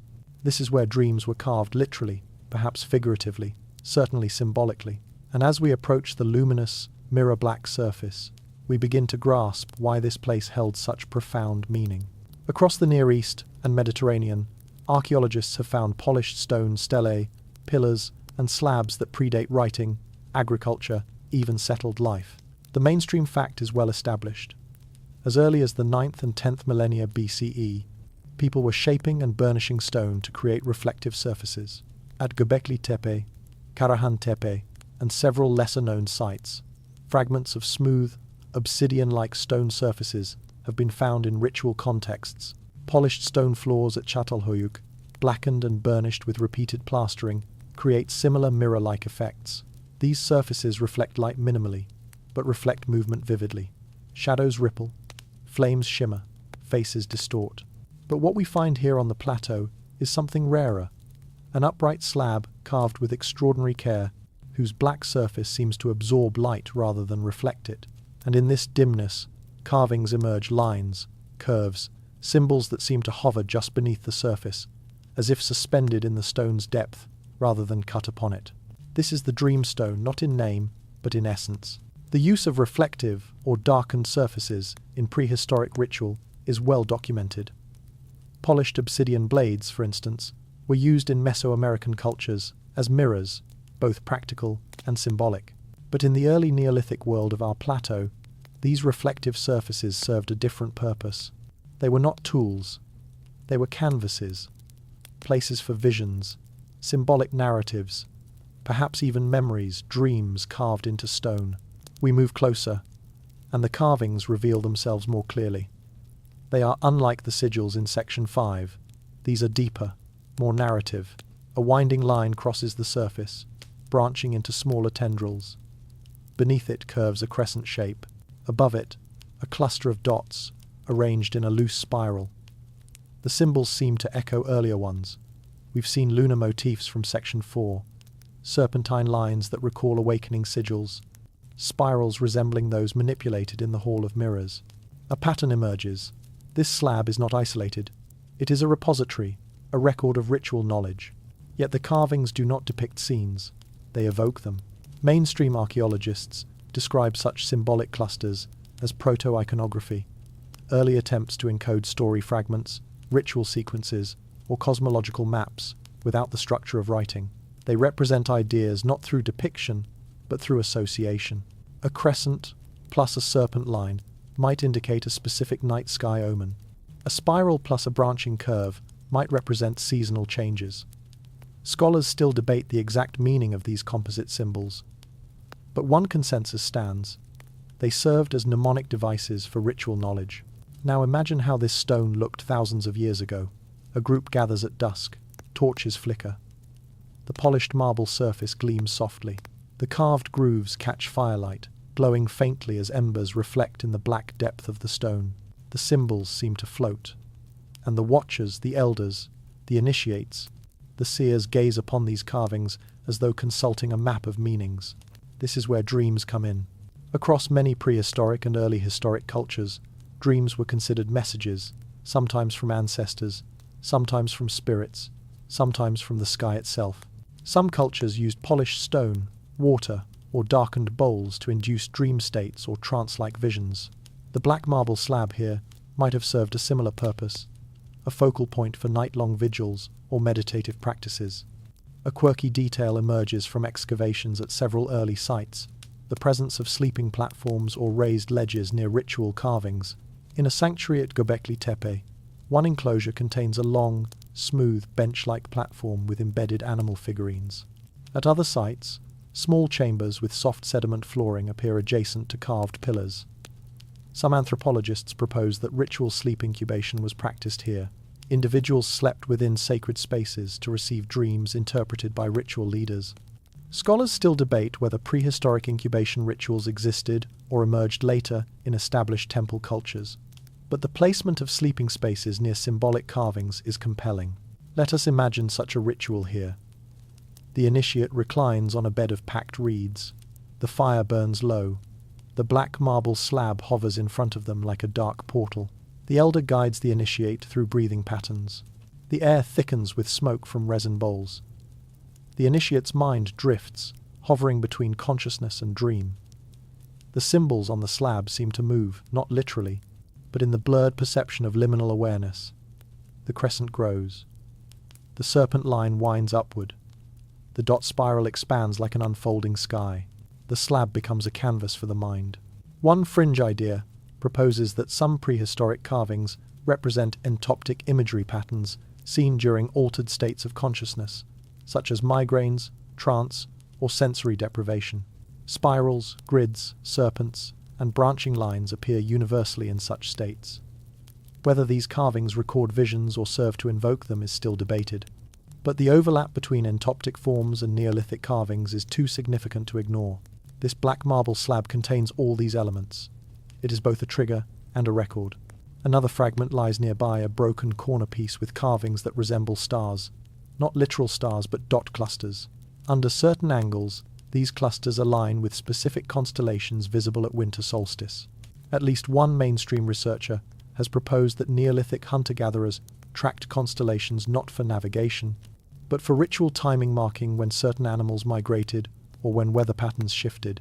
A carved star cluster could therefore act as a seasonal reminder. Scholars still debate whether such clusters depict actual constellations or simply symbolic groupings. On the lower portion of the slab, a deeper carving appears, an oval shape with radiating lines. This could represent a seed, a womb, the sun, a cave mouth. Interpretations are nearly endless, but beneath the oval lies a faint polishing pattern, horizontal strokes that differ from the vertical strokes on the rest of the slab. Someone, at some point, rubbed this section repeatedly, as though touching it was part of the ritual. Perhaps it was an invocation. Perhaps it was a tactile mnemonic. Scholars still debate the purpose of these polished zones, but many agree that repeated touch imbues objects with ceremonial significance. Now picture the scene over generations. Elders gather initiates around the slab. They tell stories. They recount dream visions. They link the symbols to seasons, to spirits, to mythic events. Over time, the slab becomes a tradition, an inherited archive. Its symbols evolve. New lines are added. Certain carvings are refreshed, others are allowed to fade. The slab becomes a living document, not fossilized, but growing with each generation. And then something happens. The slab breaks, perhaps deliberately, perhaps during abandonment, perhaps during a ritual closure. The fracture lines on the slab suggest intentional breakage. Clean, straight, purposeful. The slab is split into 3 large fragments, their edges carefully smoothed after the break. This suggests the breakage was part of the ritual itself. In some cultures, sacred objects were killed before burial or abandonment to release their power. Scholars still debate whether such breakage reflects spiritual belief or symbolic transition. But the pieces remain, scattered, half-buried, whispering. We touch the largest fragment. Its surface is cold, but not lifeless. Grooves ripple beneath our fingers. The symbols hum with layered meaning, some familiar, some obscure.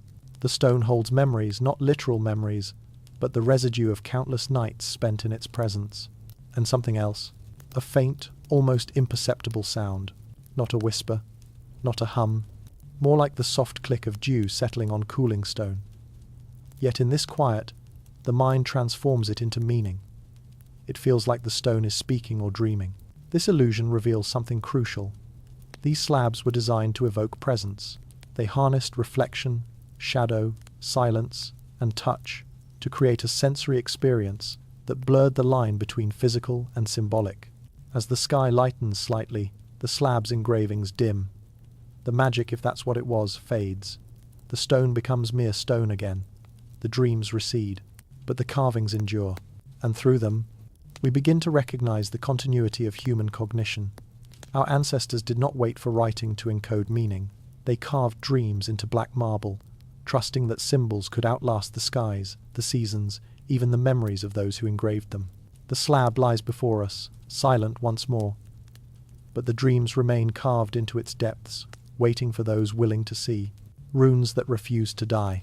The wind shifts as we move across the plateau, carrying with it a faint, metallic scent, dry earth, ancient dust, and something else we can't quite name. Dawn is creeping toward the horizon, but the sky remains dark enough for shadows to dominate. Ahead lies a scatter of stone slabs, unlike the polished black marble of the last section. These stones are rougher, paler, and etched with markings that look at first like scratches made by accident. But they are not accidental. They are deliberate. They repeat across sites separated by continents, and they persist across millennia with a resilience that feels uncanny, as though the symbols themselves refuse to fade. These are the runes, not Viking runes, not alphabetic characters, but deeply ancient signs carved long before writing systems emerged. They appear in the deep prehistory of Europe, the Near East, parts of Central Asia, even the Maghreb. Some are simple shapes, X marks, chevrons, zigzags, crossed lines. Others are more elaborate, hourglass figures, branching lines, nested rectangles. Archaeologists call them geometric motifs, proto-symbols, pictographic seeds. But the truth is simpler and more mysterious. They are ideas carved into stone, ideas that somehow survived the collapse of cultures, the erosion of centuries, and the forgetting of names. The mainstream fact is clear. Many of these motifs date back to the early Neolithic period, between 9000 and 6000 BCE, and some appear even earlier in Upper Paleolithic cave art. Across thousands of miles and thousands of years, the same core symbols recur: spirals, grids, chevrons, crosshatches. This kind of persistence is extremely rare in human cultural evolution.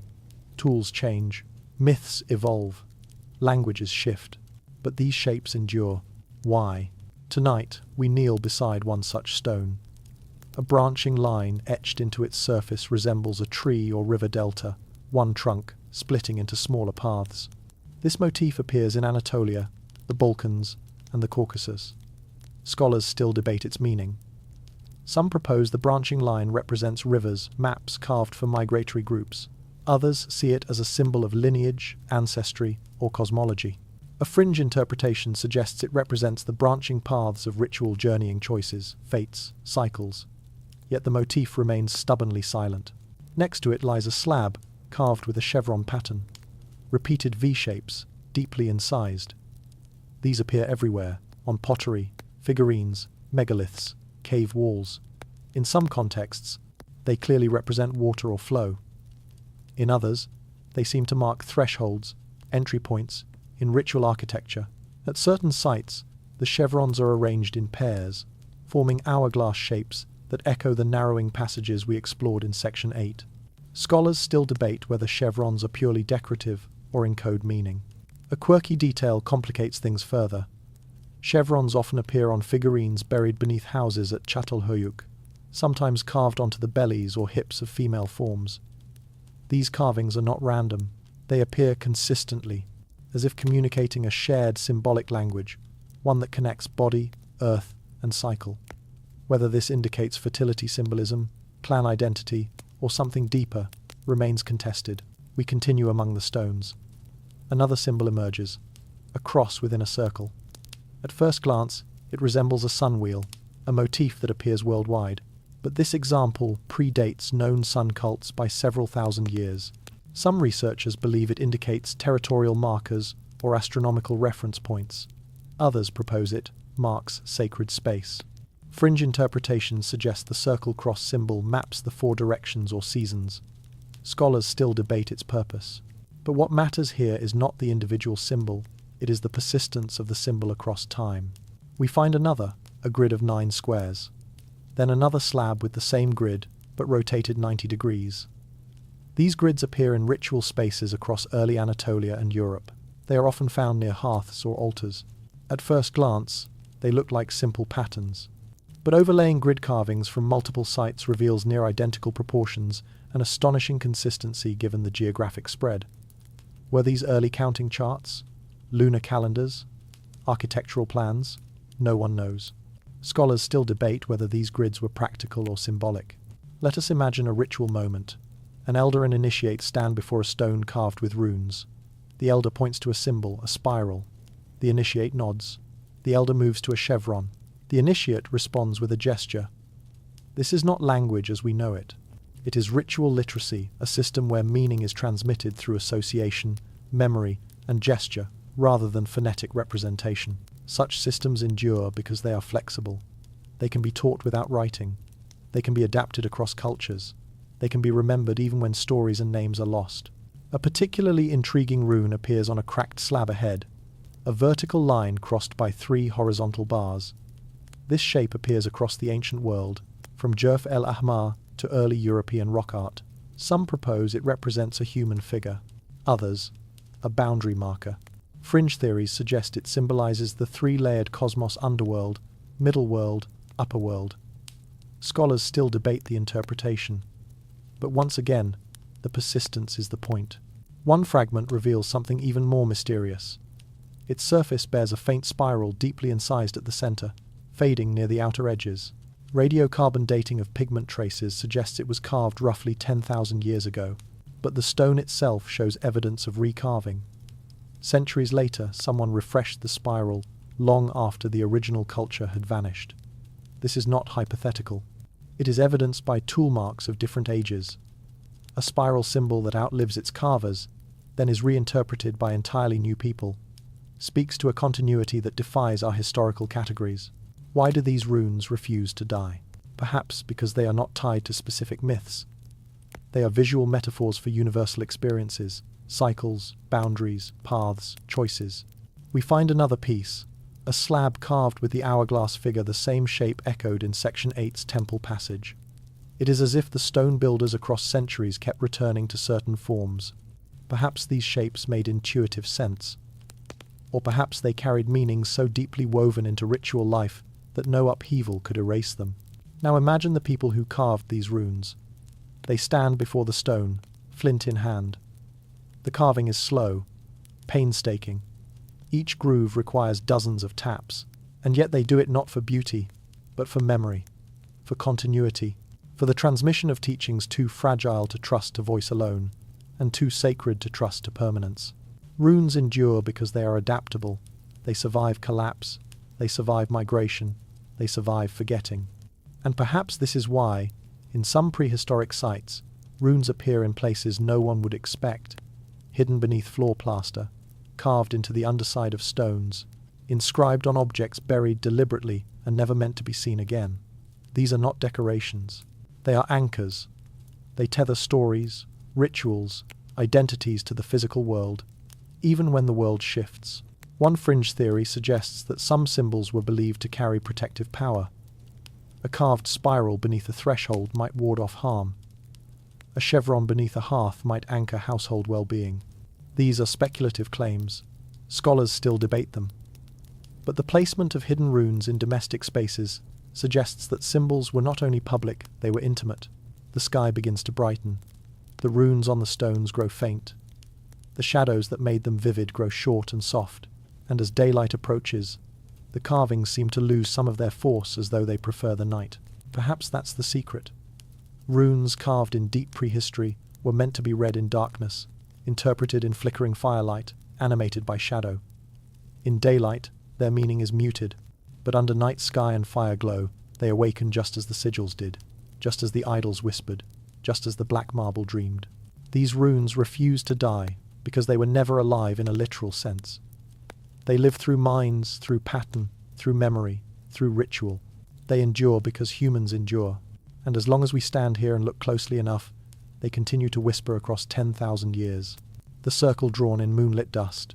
The wind has stilled again so completely that every grain of dust on the plateau seems suspended in place, waiting. Above us, the moon hangs low and colourless, its light diffused across a thin veil of mist. It is neither bright nor dim, just enough to soften the world into silhouettes, and on this expectant ground, etched faintly into the dust, lies a circle. It is not stone, not carved, not permanent, just a ring of disturbed earth, its edge so delicate that a single misstep could erase it. Yet even in its fragility, it draws the eye with a magnetism that feels older than memory. This is one of the most ephemeral forms of ritual we have encountered so far, and yet perhaps one of the most profoundly revealing. The circle drawn in moonlit dust, a symbol enacted, not constructed, meaningful precisely because it will not endure. Across early ritual sites from Anatolia to the Balkans, archaeologists have found faint traces of circular ground patterns, disturbances in packed soil, or shallow dust layers that suggest repeated gatherings. The mainstream fact is clear. These circles served as temporary ceremonial spaces, used during nocturnal rituals. Unlike stone enclosures, these ephemeral circles were redrawn, renewed, or erased with each gathering. They left almost nothing behind, save for soil discoloration, trampled patterns, or the occasional burned resin flake, and yet they appear consistently across sites separated by vast distances. We step carefully toward the circle. Its border is uneven, pressed lightly into the dust by a curved tool, or shaped by fingers dragging along the ground. The diameter is wide enough for a small group to stand evenly spaced. At one side, a cluster of faint footprints, some human, some perhaps belonging to animals, indicate repeated gatherings. Within the circle, the dust seems finer, as though deliberately sifted. A quirky clue. Soil analysis at similar prehistoric circles reveals that people sometimes carried fine sediment from faraway sources, sprinkling it within the circle to create a smoother surface. Scholars still debate whether this was symbolic or practical. We crouch beside the circle, and the significance becomes clearer. A temporary boundary is not a flawed boundary, it is a powerful one. Unlike stone structures that rise defiantly against time, a dust circle requires participation, intent, renewal. Each ritual begins with drawing the circle. Each gathering ends with erasing it. This cycle of creation and dissolution becomes part of the ritual itself, a reminder that meaning is not always stored in permanence. Now, imagine the ritual process thousands of years ago. A group approaches the clearing under a veiled moon. One person, a ritual leader, perhaps kneels and draws the circle slowly, deliberately. The others wait. Breath held, torches dimmed to embers. The act of drawing is itself a signal. The ritual begins when the boundary forms. Inside the circle, silence deepens. No one speaks unless invited. This is sacred space, not because of stone or architecture, but because of intention. A boundary drawn by hand, recognized by all present. What happened inside such circles? Clues scattered across prehistoric sites suggest chanting, rhythmic movement, and storytelling. In some circles, residue from crushed herbs indicates fumigation rituals. In others, micro-charcoal evidence suggests small fires were built at the perimeter, not the center, casting inward shadows that moved around the participants like living silhouettes. One fringe interpretation proposes that these dust circles acted as teaching diagrams, where elders traced symbols during night rituals, circles, spirals, or maps. As they taught, the symbols were redrawn or expanded, then erased at the end of the ceremony. This would explain why virtually no durable carvings accompany certain ritual sites. The knowledge was meant to be carried in the mind, not the stone. Scholars still debate whether these ephemeral symbols formed proto-writing or served purely mnemonic purposes. Here, on our plateau, the circle contains several faint lines, straight strokes crossing the interior, though their purpose remains ambiguous. Perhaps they represent directions, paths, or constellations. With the moon hovering low in the sky, the lines glow faintly, catching just enough light to become visible. Their angles align loosely with horizon points where the moon rises during its lunar cycle. Whether coincidental or intentional, the effect is striking. Let us imagine a moment within such a circle. The participants stand evenly spaced around the perimeter, hands clasped or held at sides, heads lifted toward the muted sky. The elder stands at the center, holding a shallow bowl of dust mixed with ash. They scatter the mixture gently, allowing it to settle in drifting arcs.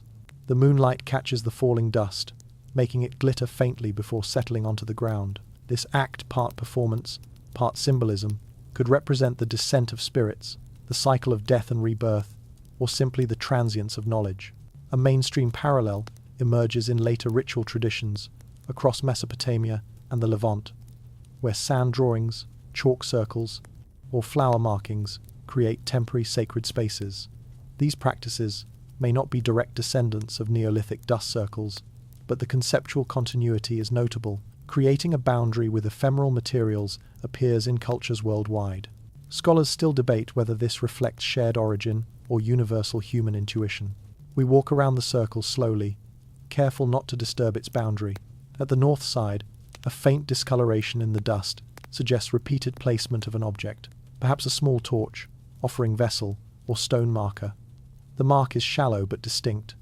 In some prehistoric circles, small carved stones or figurines were placed at cardinal points. These objects were portable, used only during ceremonies, then taken away again, leaving no trace except soil compression. This mobility reinforces the idea that the circle itself was not the sacred object the ritual was. Another curious element appears: tiny, rhythmic indentations at the southern arc, a pattern resembling footprints, but too small to be human. Perhaps children participated, or perhaps the indentations were made deliberately pressed with a tool to represent something symbolic. In certain early cultures, small footprint markings appear in ritual art as symbols of guidance, presence, or ancestral watching. Scholars still debate the meaning of such impressions in Neolithic contexts. As moonlight shifts, the circle's boundary glows faintly, then dims. It is astonishing how easily this entire ritual space could disappear. A gust of wind, a heavy footstep, a passing animal, and yet its fragility was its strength. The circle was meant to be remade, redrawn, reinterpreted with each gathering. It carried no orthodoxy, no rigid doctrine. Each generation could alter it, expand it, contract it, add lines, erase symbols. The circle was not a record, it was a conversation. As we stand at its center, a strange sensation rises, a feeling of suspended time. The dust beneath our feet seems lighter, softer. The air feels charged. Perhaps this is imagination. Perhaps it is the weight of knowing that thousands of years ago, people stood exactly here, breathing, listening, hoping. Or perhaps it is the effect of the boundary itself. Circles, after all, have long been powerful shapes in human consciousness. They hold, they protect, they isolate, they define. A breeze finally stirs, brushing lightly across the dust. The boundary shivers. A tiny segment collapses inward. The perfection of the circle breaks, and with its breaking comes a realization. Rituals did not fear disruption. In fact, the moment of dissolution may have been as meaningful as the moment of creation. A ritual that ends acknowledges a cycle. A circle that collapses acknowledges impermanence. Perhaps this was the teaching, that knowledge must be carried, not stored. That boundaries protect only for a moment. That rituals live only as long as they are enacted. The dust shifts again. Another segment fades. The circle dissolves in real time. And as the moon sinks lower, we understand something profound. Unlike stone temples or polished slabs, the dust circle reveals the other side of ancient knowledge. The teachings not meant to endure forever, but to exist briefly, beautifully, meaningfully, before fading back into earth. The circle is almost gone now, but its lesson endures in the silence it leaves behind. Voices, trapped in starlight. Night has reached its deepest point. The moon has slipped behind the western ridge, leaving the plateau bathed only in the cold, ancient shimmer of stars. Without lunar glow, the sky sharpens into a crystalline dome, every point of light impossibly clear, as if we've stepped into an older version of the world, one where darkness was not an absence, but a presence. The stones around us seem smaller now, humbled beneath the vast celestial canopy, and yet this is precisely when the ancestors gathered. Because for them, the stars were not distant suns. They were archives, witnesses, messengers, voices trapped in starlight. Across continents and eras, from the earliest hunter-gatherer groups to the builders of Neolithic sanctuaries, people looked upward not for beauty, but for meaning. The mainstream fact anchoring us here is simple yet staggering. By at least 15,000 BCE, humans were already mapping star clusters in pigments and carvings. The famous cave paintings of Lascaux, for instance, contain a cluster of dots above a bull figure that likely represents the Pleiades. Similar dot clusters appear carved on stone slabs in Göbekli Tepe and painted in the Sahara's early rock art. Some of these are so consistent that archaeologists now believe prehistoric people maintained long-term star traditions, passing stellar knowledge through generations before writing existed. But tonight, beneath this shimmering vault, we confront a deeper mystery, not simply how they mapped the stars, but how they believed the stars spoke. We step closer to a stone that seems insignificant at first glance, short, unpolished, half-buried, but its surface holds something extraordinary. A cluster of carved depressions arranged in a pattern unmistakably similar to a constellation. 7 dots in a loose arc, 3 dots in a line, a spiral near the edge. Under torchlight, the dots glow faintly, their edges catching shadows. But under starlight alone, the symbols blur into darkness, visible only when the observer stands at an angle that aligns them with the real sky. This is no accident. Across prehistoric sites from Turkey to Jordan to the Danube basin, star-carved stones are placed in positions that align with celestial paths.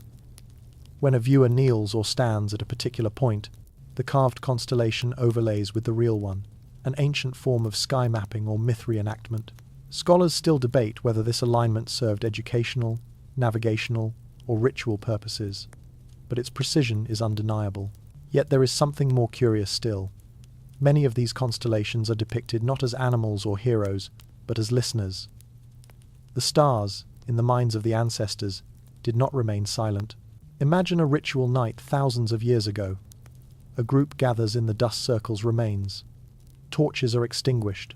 Only the stars remain. The elder raises an arm and traces a line between bright points in the sky. Slowly, deliberately, the pattern emerges. A curve, a cluster, a crossing line. The group repeats the motion silently. Then comes the chant, not sung, but murmured, as if speaking quietly to the stars. This is not astronomy. It is conversation. A quirky yet compelling detail comes from the site of Karahantepe, where archaeologists uncovered a room decorated with dozens of small carved faces, wide-eyed, open-mouthed, staring upward. These faces were arranged such that anyone entering the chamber would be watched by countless stone gazes. Some researchers propose that the faces represent participants in star rituals, people whose identities were preserved in stone, forever gazing skyward. Fringe interpretations suggest these eyes symbolized ancestral spirits dwelling among the stars. Scholars still debate whether the chamber served astronomical or funerary functions, but the idea that ancestors became stars is widespread across cultures and may have roots far deeper than written myth. We stand beneath the sky now, and the sense of presence is overwhelming. With no moon, the stars feel almost intrusive, pressing close. The line between above and below blurs. The wind carries faint sounds, a soft ticking of dust against stone, the distant rustle of nocturnal animals. Early humans interpreted such noises as part of a cosmic dialogue. When stars shimmered, when meteors streaked across the sky, when cold air made their breath visible, they believed the heavens were responding. And this brings us to the concept of star voices. Not literal sound, of course, but encoded meaning. Many early cultures associated stars with fate, lineage, or prophecy. But the prehistoric roots of these beliefs lie in observation. Stars move predictably. They rise in specific seasons. They disappear and return. They track cycles of time, migratory routes, and climate changes. A mainstream example of this can be found in the star heliacal rising of Sirius, which signaled the Nile flood in ancient Egypt. But long before Egypt's priests recorded Sirius's rise, nomadic groups observed it. In prehistoric North Africa, rock carvings align with Sirius's return. Similar attention to stellar timing appears in shepherd traditions in early Anatolia, where constellational rise times dictated movement. These stellar patterns weren't just observational, they were interpreted as messages. Scholars still debate whether prehistoric people believed stars were alive or simply symbolic. But the persistence of sky person carvings suggests the line was blurred. We walk farther across the plateau, where another stone awaits, this one larger, smoother, clearly chosen with intention.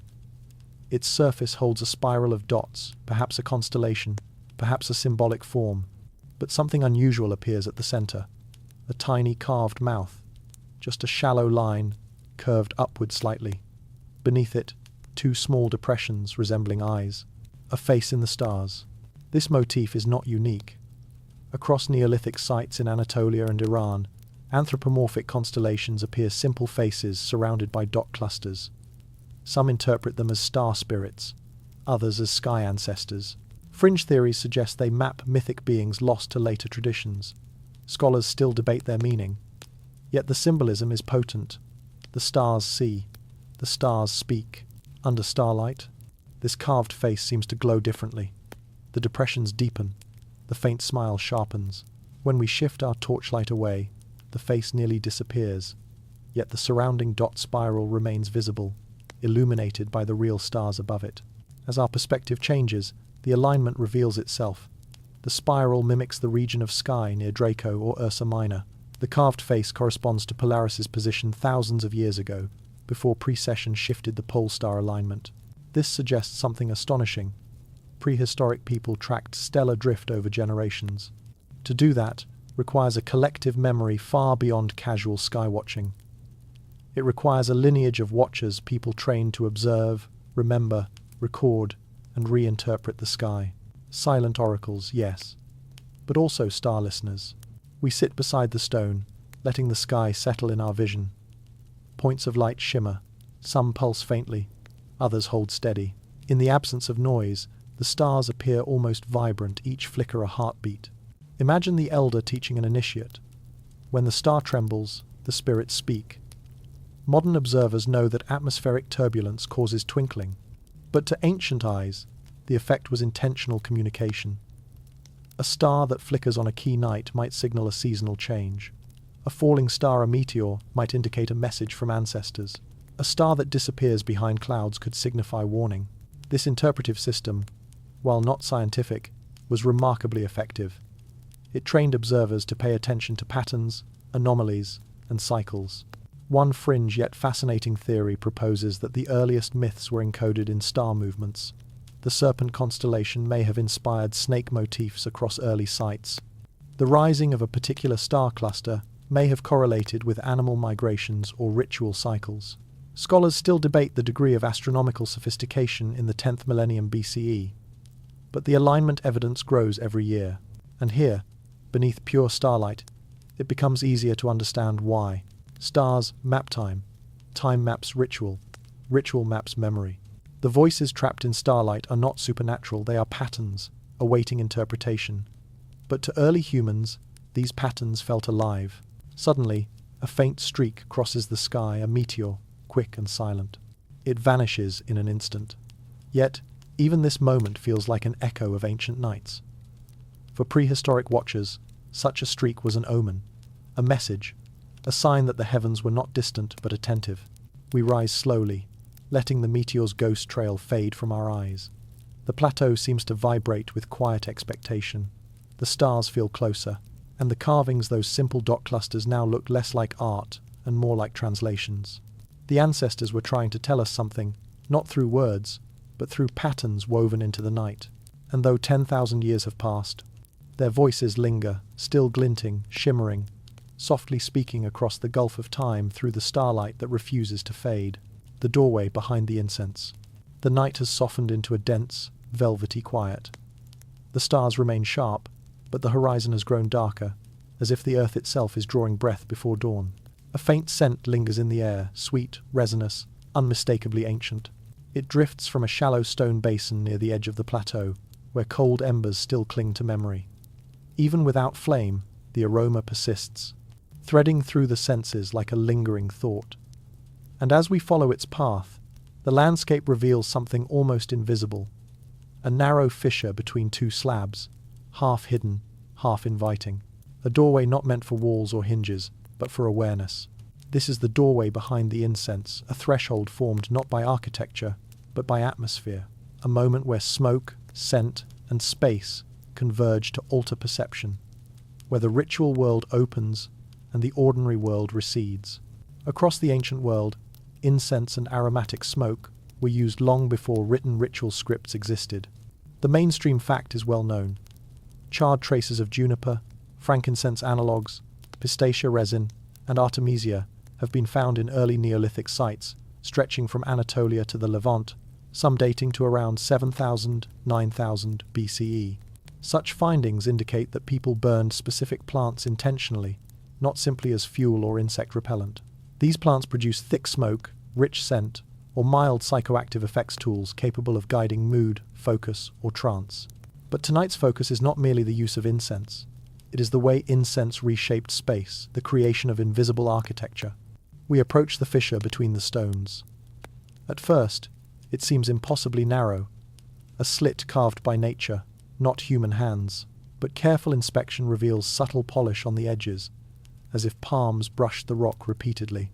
A path of smoother dust leads into the gap, and the scent, faint, yes, but persistent, seems stronger here. The ancients used incense as a marker, a signal, a guide.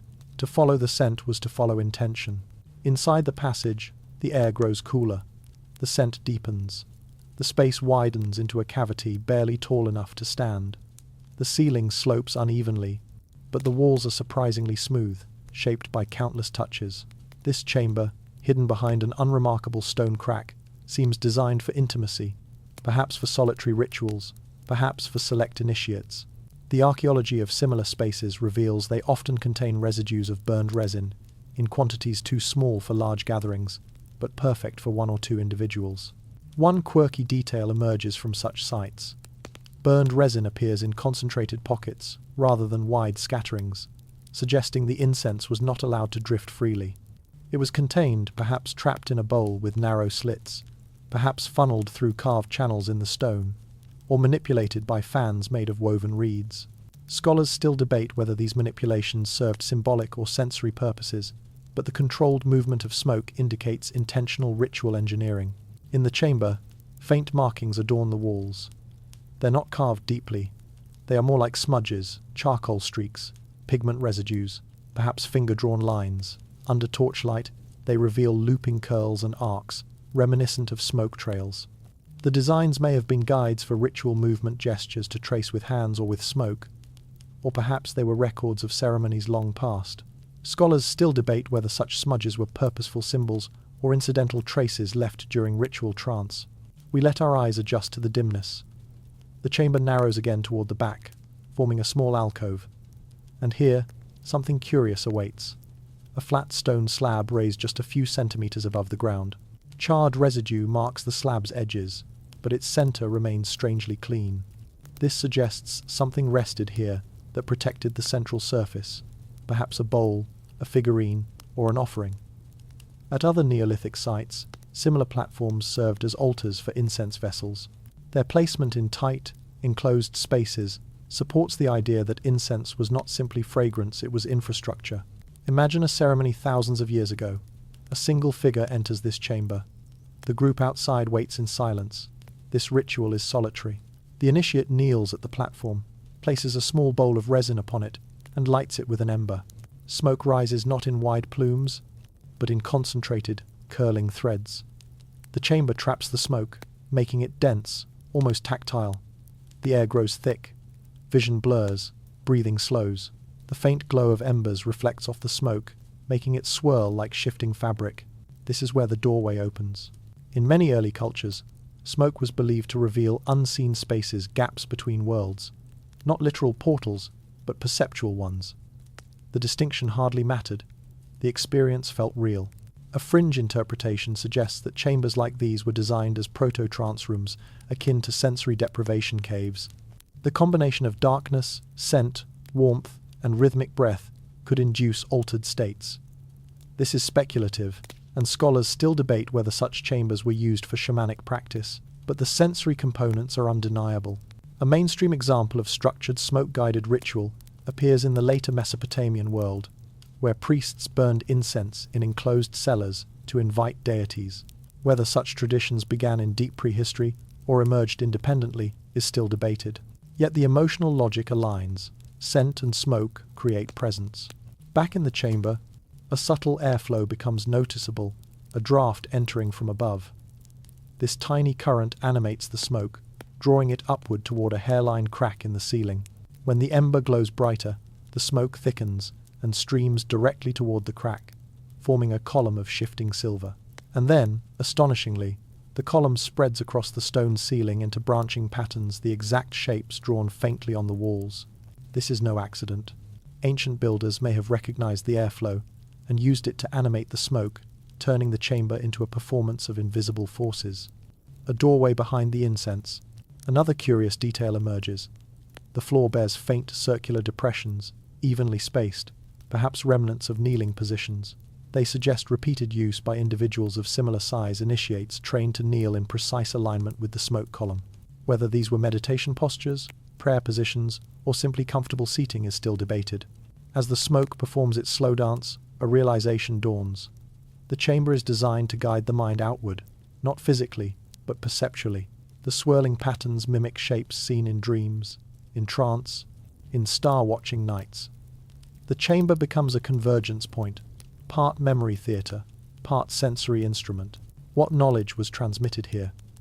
Perhaps interpretations of omens, perhaps recountings of visions, perhaps instructions for reading smoke trails, stars, or internal states. Without writing, knowledge had to be embodied, experienced rather than recorded. The doorway behind the incense was less a place than a moment, a transformation achieved through environmental choreography. Let us imagine an initiate's experience. They kneel. They breathe. The smoke thickens. The symbols on the wall seem to ripple. The crack in the ceiling becomes a pale, glowing slit. The scent sharpens. The chamber contracts. Thoughts slow. Awareness shifts. The initiate feels presence of ancestors, of spirits, of internal narratives rising through memory. They emerge not with written doctrine, but with interpretation, personal, experiential, mutable. This may explain why such chambers produce so few durable symbols. The knowledge was not meant to be carved, it was meant to be felt, and perhaps that is why, across the world, incense remains tied to transitions, birth, healing, death, divination. It creates liminality, it softens boundaries, it opens doorways. The smoke in our chamber dissipates slowly. The scent lingers, trailing behind us as we step back through the narrow fissure. The night air feels sharper outside, as though we've crossed a threshold. The stars seem different, too clearer, colder. We turn back once more toward the chamber. The doorway is nearly invisible again, lost in shadow. But the scent remains a faint reminder that some doorways exist only when the world is shaped by smoke.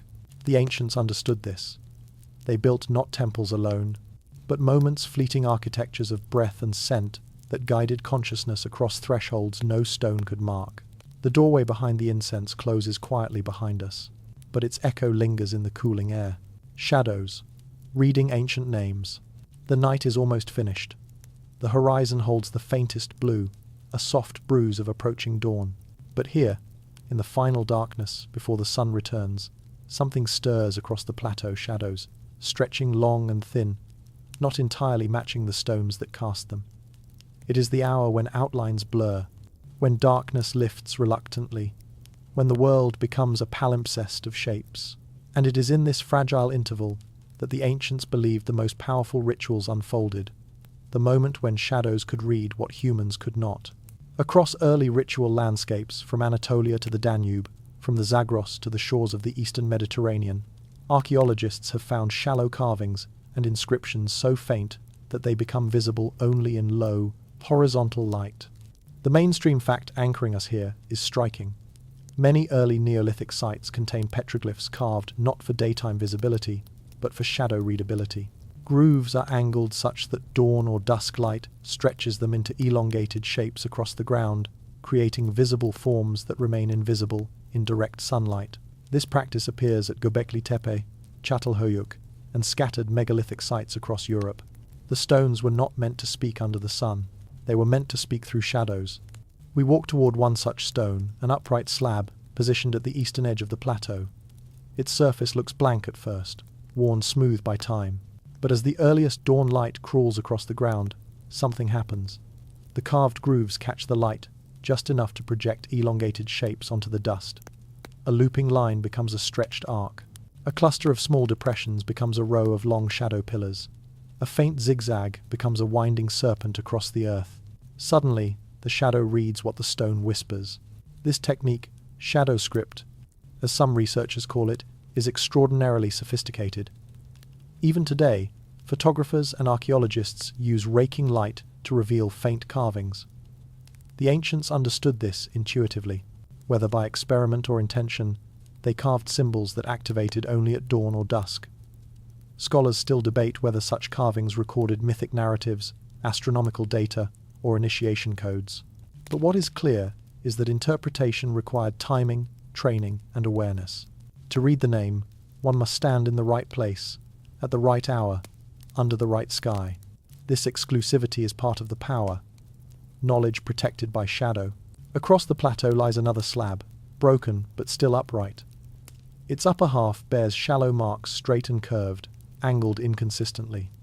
They seem random until dawn's light slices across them. Then, the shadows align to form a recognizable pattern, a spiral, perhaps a name, perhaps a clan emblem, perhaps a cosmological marker. Spirals carved into stone become spirals across dust, rotating slowly as the sun rises. A quirky detail appears in multiple regions. These shadow-readable symbols often face toward horizon notches, places where sun or moon rises at specific times of year. This means the reading changes with the season. In winter, the shadows stretch differently than in summer. In equinox light, the shapes alter again. Whether this seasonal variation was intended or incidental remains debated, but imagine this as a teaching tool, a symbol whose meaning changes over time. Now imagine this as a ritual tool, a name spoken not by voice, but by dawn itself. Let us picture the ancient ceremony. A group gathers before sunrise. They stand in silence as the elder traces lines in the dust. The slab looms before them, inscrutable in the darkness. Then the first light rises, shadows lengthen. The elder points. The initiate watches, and in that moment, knowledge appears briefly, precisely, impossibly. This is knowledge that cannot be stolen, cannot be carried away, cannot be carved into tablets or stolen by enemies. The meaning lasts only as long as the light angle persists, and then it is gone. Perhaps this is why some early cultures believed names themselves held power. Not personal names as we define them, but sacred names, titles, roles, cosmic identifiers that were spoken or revealed only during specific times. A hidden name could protect a lineage. A spoken name could bind an oath. A shadow name could transform a novice into a ritual member. One fringe theory suggests that certain carved stones served as proto-archives, readable only by lineage holders who knew the correct seasonal and spatial orientations. Shadow script, in this sense, becomes a form of encryption, a prehistoric cipher. While mainstream scholars caution against overstating intentional encoding, The sheer consistency of angled grooves across distant sites suggests at least some deliberate design. We now approach the largest slab on the plateau, a towering stone lying partially toppled, as though it collapsed centuries ago. Dawn's light strikes it more slowly, but when it does, the stone's rough surface transforms. Its grooves cast shadows into recognizable patterns, a series of long, narrow rectangles. These shapes resemble glyph-like forms, though too abstract to read as proto-writing. Yet the repetition is undeniable. The same pattern appears on fragments from another region of the plateau, and on a few scattered stones traced earlier in the night. This suggests a continuity, a symbolic system that once extended across this ritual landscape. Shadows speaking the same tongue. The pattern feels like a chant frozen in stone. Now picture this. At the height of ritual season, elders walked the plateau at dawn, reading the shadows one by one, interpreting each symbol's emergence, sequence, and disappearance. Perhaps this process formed a litany of cosmic names, recited annually, or perhaps each shadow cluster corresponded to a mythic chapter, enacted only when the light was right. The faint wind creeps across the ground. Dust shifts. The shadows elongate, distort, fragment. The symbols unravel into nonsense. And with that dissolution comes the realization. These stones were not meant to be read continuously. They were meant to be read only in moments, fleeting windows of meaning, anchored to time and sky. Another slab holds a stranger carving an eye-like oval with deep inner grooves. Under moonlight it was invisible. Under starlight, meaningless. Under dawn's first light, the eye blinks open as its shadow spills across the ground, stretching into a long streak that terminates in a cluster of dots. Perhaps this represented insight, perhaps lineage, perhaps memory. Scholars still debate the meaning of the eye motif in early ritual sites, but its shadow effect is undeniably intentional. The ancients built not only with stone, smoke, or sound, but with light itself. Shadow reading goes beyond symbolism. It expresses an understanding primitive yet profound of time as a collaborator. Stone alone is mute, but stone illuminated by dawn becomes a storyteller. Now, as the sun lifts higher, the shadows shorten, the names vanish, the plateau returns to stillness. The stones become ordinary again, their surfaces inscrutable. Whatever secrets they held have retreated into darkness, waiting for the next dawn. But as we step among them, we notice something subtle, faint grooves that did not become shadows today. They are angled differently, aligned with light that will come not at dawn, but at dusk. These are evening names, sunset inscriptions, another half of the ritual cycle wisdom that emerges when night reclaims the world. This reveals the full scope of the ancient system. Dawn revealed one set of names, dusk revealed another, midnight revealed none. This triadic rhythm echoes cosmologies found much later in Egypt, Mesopotamia, Africa, and the Indo-Iranian world, periodic revelations tied to time's cycle. Scholars still debate whether continuity exists across these eras, but the pattern feels ancient, instinctive. As the sun finally clears the horizon, light floods the plateau, erasing all shadows. The stones stand mute, emptied of meaning until the cycle turns once more. But we understand now why the ancients carved these faint, almost invisible inscriptions.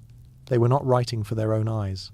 They were writing for shadows, for the sky, for timing, for the returning world of light and dark.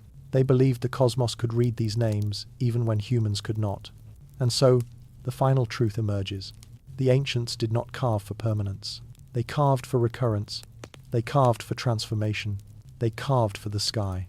And though their voices fell silent, their shadows still speak, whispering ancient names across the earth, whenever the world tilts just enough for light to remember them. Conclusion.